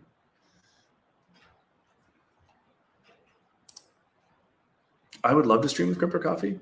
I think I would need to have something for him, right? Like, if I was supporting EX, maybe he would do it if he feels like it's not detracting too much from Pulse Chain, or if I get more public with the SolidX stuff and the fact that we're building up this sick game, right? And all the guys who are backing that are down for me to stream. I know that there are other streamers who are also backing the project in terms of marketing. So maybe they want to get the limelight for that, which is totally fine, right? We're the development team. Ultimately, we're the guys who are inventing the product to be unique and awesome. So if other people decide to come in and they want to do the marketing, then we'll probably step back. But I think it's a good avenue for me to reach the Pulse Chain people. I haven't heard from Richie in a long time. My suspicion, I mean, I'm not blaming him for anything. It's his money, but I would say he probably sold enough. That's my guess. I don't blame him for it. Everyone can make their own financial decision. But that's just his decision, which is fine. I haven't heard from him in a while. He was a big advocate for me and DragonX in the beginning because I was unknown. A lot of people were not okay with me because, I don't know, I came up as a big jerk, I guess. I don't know. Like, I'm not a clown, you know. I'm not like a public persona clown guy who, like, I'm just a normal guy who likes to build things. So maybe that, and I could be a little bit sharp with people in the beginning, I remember. But so yeah, I came off as a little bit, I guess, not nicey. I don't think you should be attracted to people who are overly nice. I posted something on my Instagram about this, like, being super nice, not on my Instagram, but I posted an Instagram reel about it on Twitter or something. And being super nice is kind of a cope. Like, if you stand for something and you have a strong opinion on something that's well informed, and it's contrary to someone else, like, you should be strongly stating that. And And if you truly believe someone's idea is stupid, then I think it's okay to say that that's a stupid idea. It's not an attack on the person. Maybe that's a distinction that a lot of people can't make, which is that ideas can be attacked, but you don't need to go take the ad hominem route and go for the person. Like, you've lost the argument if you're doing ad hominem attacks, right? Like, people were calling out Jay, calling him a scammer. It's like, you're just attacking him. Like, the protocol is audited, you know? And people were also attacking me, same thing. It's like, if you're attacking me, then you're not even, like, the benefits are obvious because you can't attack those, right? So I believe in attacking ideas. So in that sense, like, being super nice, there's no need for it. I think this is a certain kind of person that can also smell it. Like, why are you being so nice? Why are you being fake? I don't think people should be fake. It indicates weakness and it indicates a lack of conviction. It's not about being mean. Being mean doesn't mean you're being good either, right? It's about being direct and honest. People have different communication styles. Like, I'm a fairly introverted person who is somewhat muted in his personality. But I am also a joker. But like, I mean, I post funny memes all the time with people, but I make joking tweets, right? I find funny what I find funny, but I don't fake it. This is one of the things I think that attracted people to Richard Hart, which is he was such an honest person. Like, he was his own person, and he called out people viciously. This is like something he's famous for, and he became significantly famous and brought X to huge heights because of his fame, and that was partly due to his over the top way of being, right? So yeah, you should definitely have strong opinions, and you shouldn't be afraid to be a bit harsh. But Rich was one of the people that advocated for me during the beginning of DragonX. So I do appreciate that, Rich, if you're watching. Thank you, man. I think he's a good guy. Yeah, I think so. I think EX is the one to go for because it's on Ethereum already. It's already been abandoned by Richard, right? So you have that marketing angle. Took these off.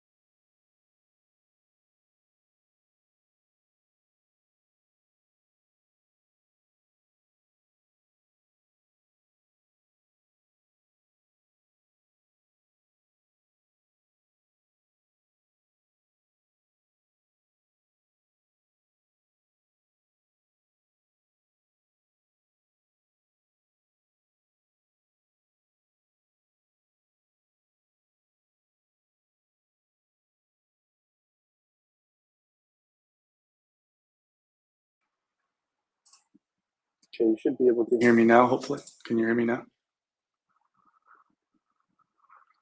Hello.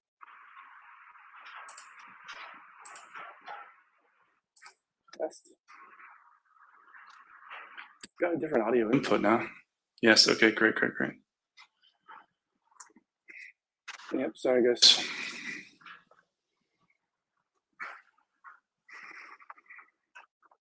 Where were we? Sorry about that. I think I'm gonna have some audio issues again when these headphones die, which will probably be in about 30 minutes. But we lost 20 viewers. No!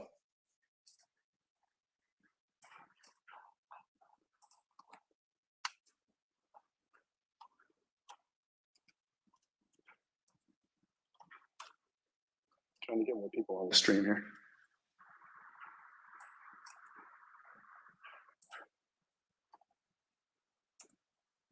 Where's Ali Kane?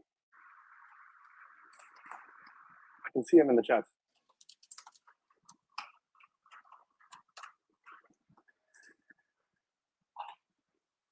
Come on, Ali Kane. I'm glad you're getting a lot out of this. Thank you, man. It's interspersed with my ramblings. I do throw a thing or two out there. If you have ideas for other protocols I should include, I like the idea of Zen. Let's look at the liquidity on Zen and see what I can pull into Titanx here. Zen liquidity.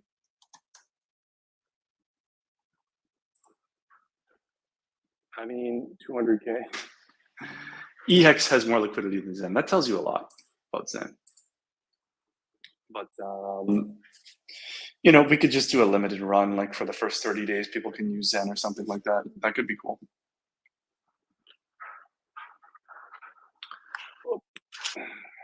Try to get my nice. Are you guys seeing a difference in camera quality, or is it all just basically resolving to the same quality? So I can just leave my webcam open.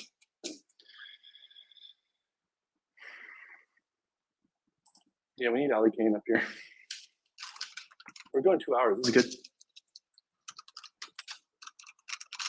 I'm a bit concerned about my audio input situation, but PX liquidity is solid. Camera's worse. Okay, then let me try to.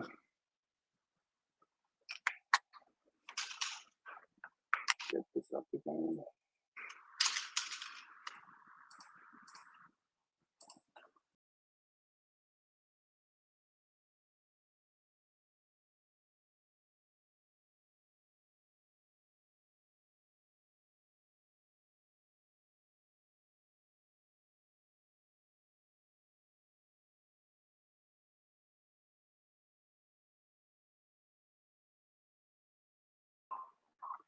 Better?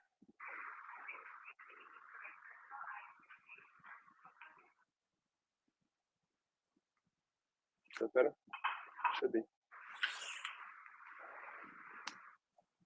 that better, guys?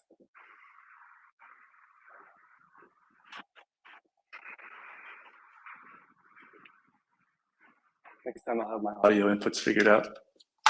It's fine though. I suspect people will drop after that issue in the recording, which is unfortunate. But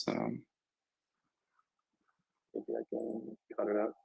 Maybe someone who knows YouTube very well can help me cut this. And also timestamps would be cool, actually. Timestamps would be very cool.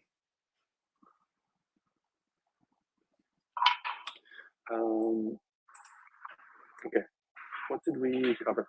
Oh yeah, what we want to do is we want to get communities in that have significant liquidity and are familiar with Titanx. So I think Zen and let's just drain the Zen liquidity. Something good. And Hex has more liquidity. 334,000 holders, guys. Can you believe that? That's incredible. We are so far away from Hex. We can really benefit from building protocols that bring hexagons in. I imagine the vast majority of those people are completely checked out. Nevertheless, it's worth a shot.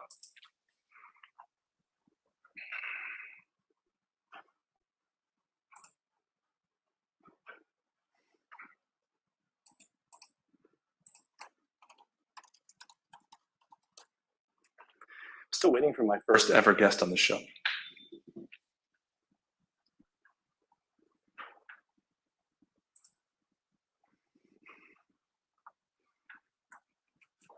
I mean, I think communal marketing efforts is a good idea. If you guys want me to open up a wallet that you can trust, like you know, people we trust in the community, like Ali, Kane, and I can do a multi-sig or something. If you guys want to put in money, or just buy the chart. You know, green candles help. Yeah, I love to do a Blaze Weekly.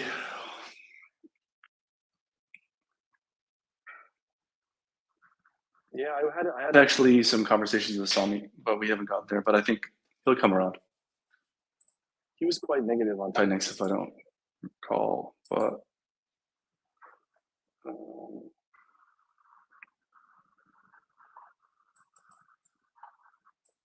nice.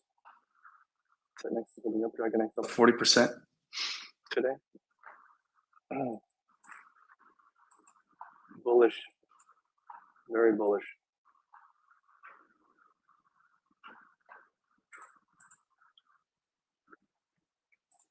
Yeah, Somni for sure. I mean, like, what does Somni cover? Covers pulse chain alts and basically engagement farming for pulse chain users. He has a lot of good content. Like, he's good, but a lot of his posts are just basically just railing pulse chain for how bad it performs. He gets engagement from Mexicans that way.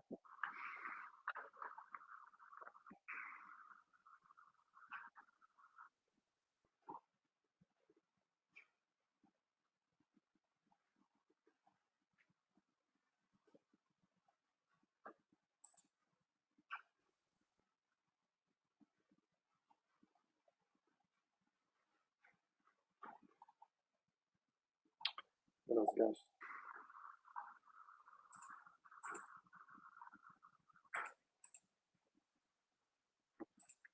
Let's get some more people on here.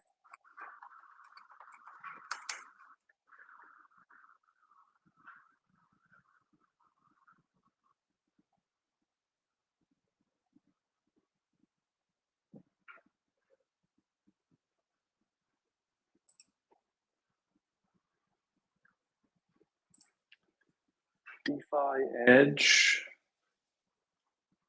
DeFi Dad, Darren Lau. What is that? Ben?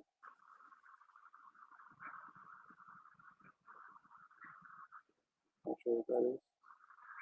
Yeah, I think it'll save. I want to do some cuts or maybe get some timestamps on it because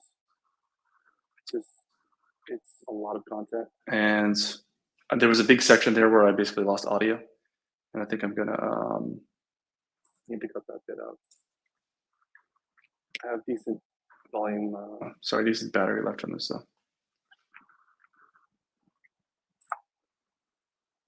I saw another protocol. There was actually a crash game for Titanx. I don't know if you guys saw that. I saw it on Twitter. There's a crash game coming. I don't know who's building it or whether it'll be quality at all. But yeah, it would be interesting to see a game like that. It just goes back to the idea of, do we really want people gambling in Titanx?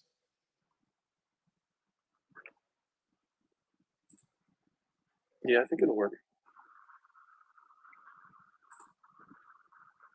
What are your views on YouTube being turned off and saving as opposed to consuming it now?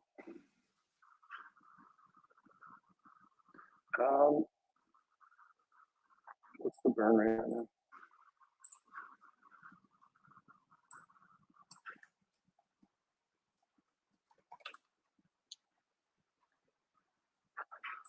Burn, I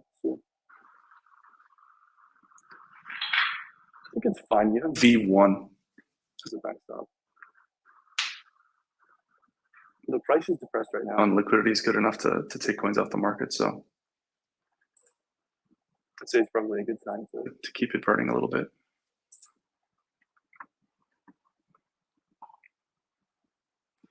Why is Titanx not dipping? I know.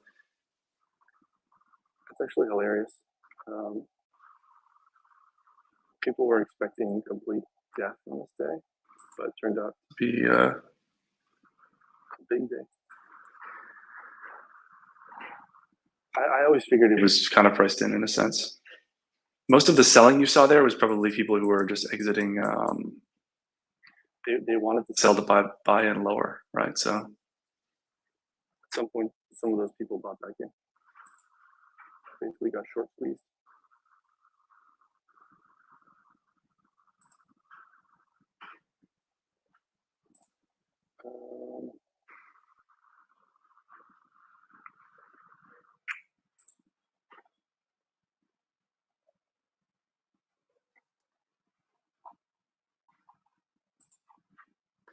Yeah, I should get a setup where I can actually show screens because we could go over some of the Mike Dean dashboards. They're pretty interesting.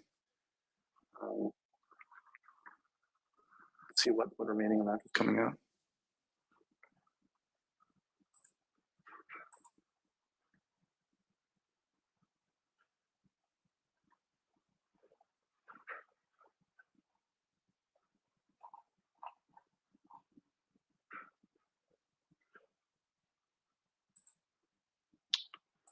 I think I touched on all my points. I'm looking at my document that I already mentioned to you guys. Stay tuned to the new protocol anyway. We'll see how it goes. Let's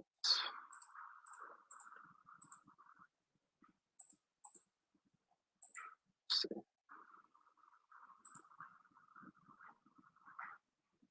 20 of these. Is anyone newly arrived that has any questions?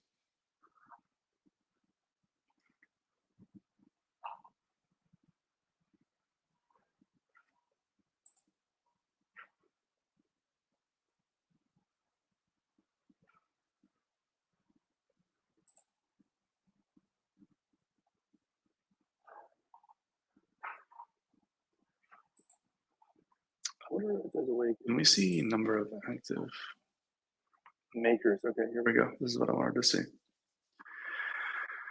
So today, okay, we have 863 makers. So that's 863 people are actually trading the market out of 12,000 over a week.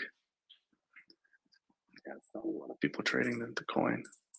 I would love to see a chart of actually the number of makers over time. Maybe I can see that somewhere. But that would be very interesting because you could see the engagement level. I'm always interested to see what the engagement level is on this token. Like out of that 12,000, how many people are actually active and playing with this project?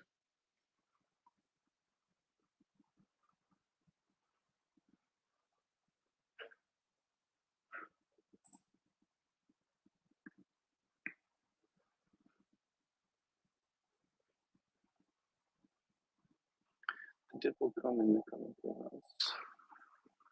Yeah. I mean, I think we're going to head into bad economic situation that the government will try to paper over with lower interest rates, which will probably lead to later higher prices later. It's all about interest rates.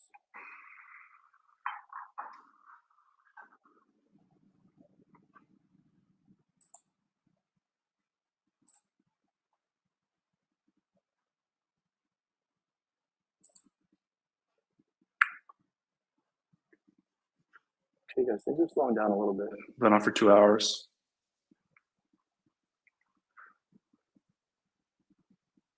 Anyone else want to ask any questions? We have 34 people. That's good. Times it.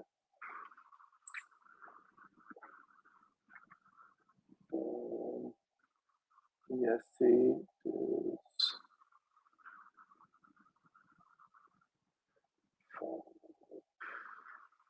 11:30 a.m.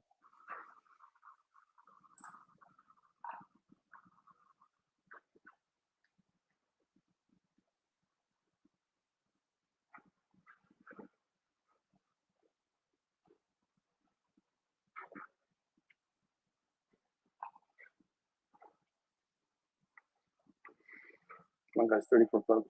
There must be some questions about DragonX or DragonX or any of the things I mentioned. About building, what we're building. not, I think we're going to talk about.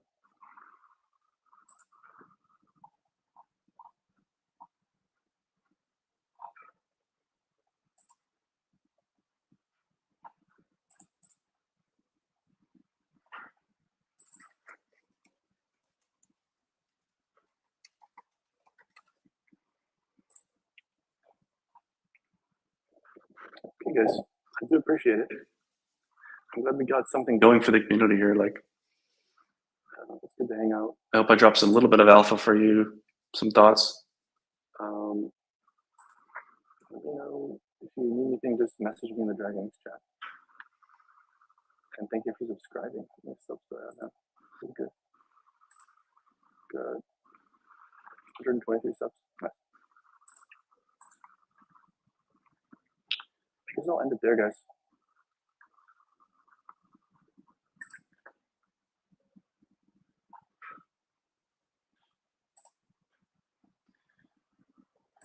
Yep. Take care, man. See you in the chat. Okay, guys, I'm going to end it up. Have a nice night. Bye-bye.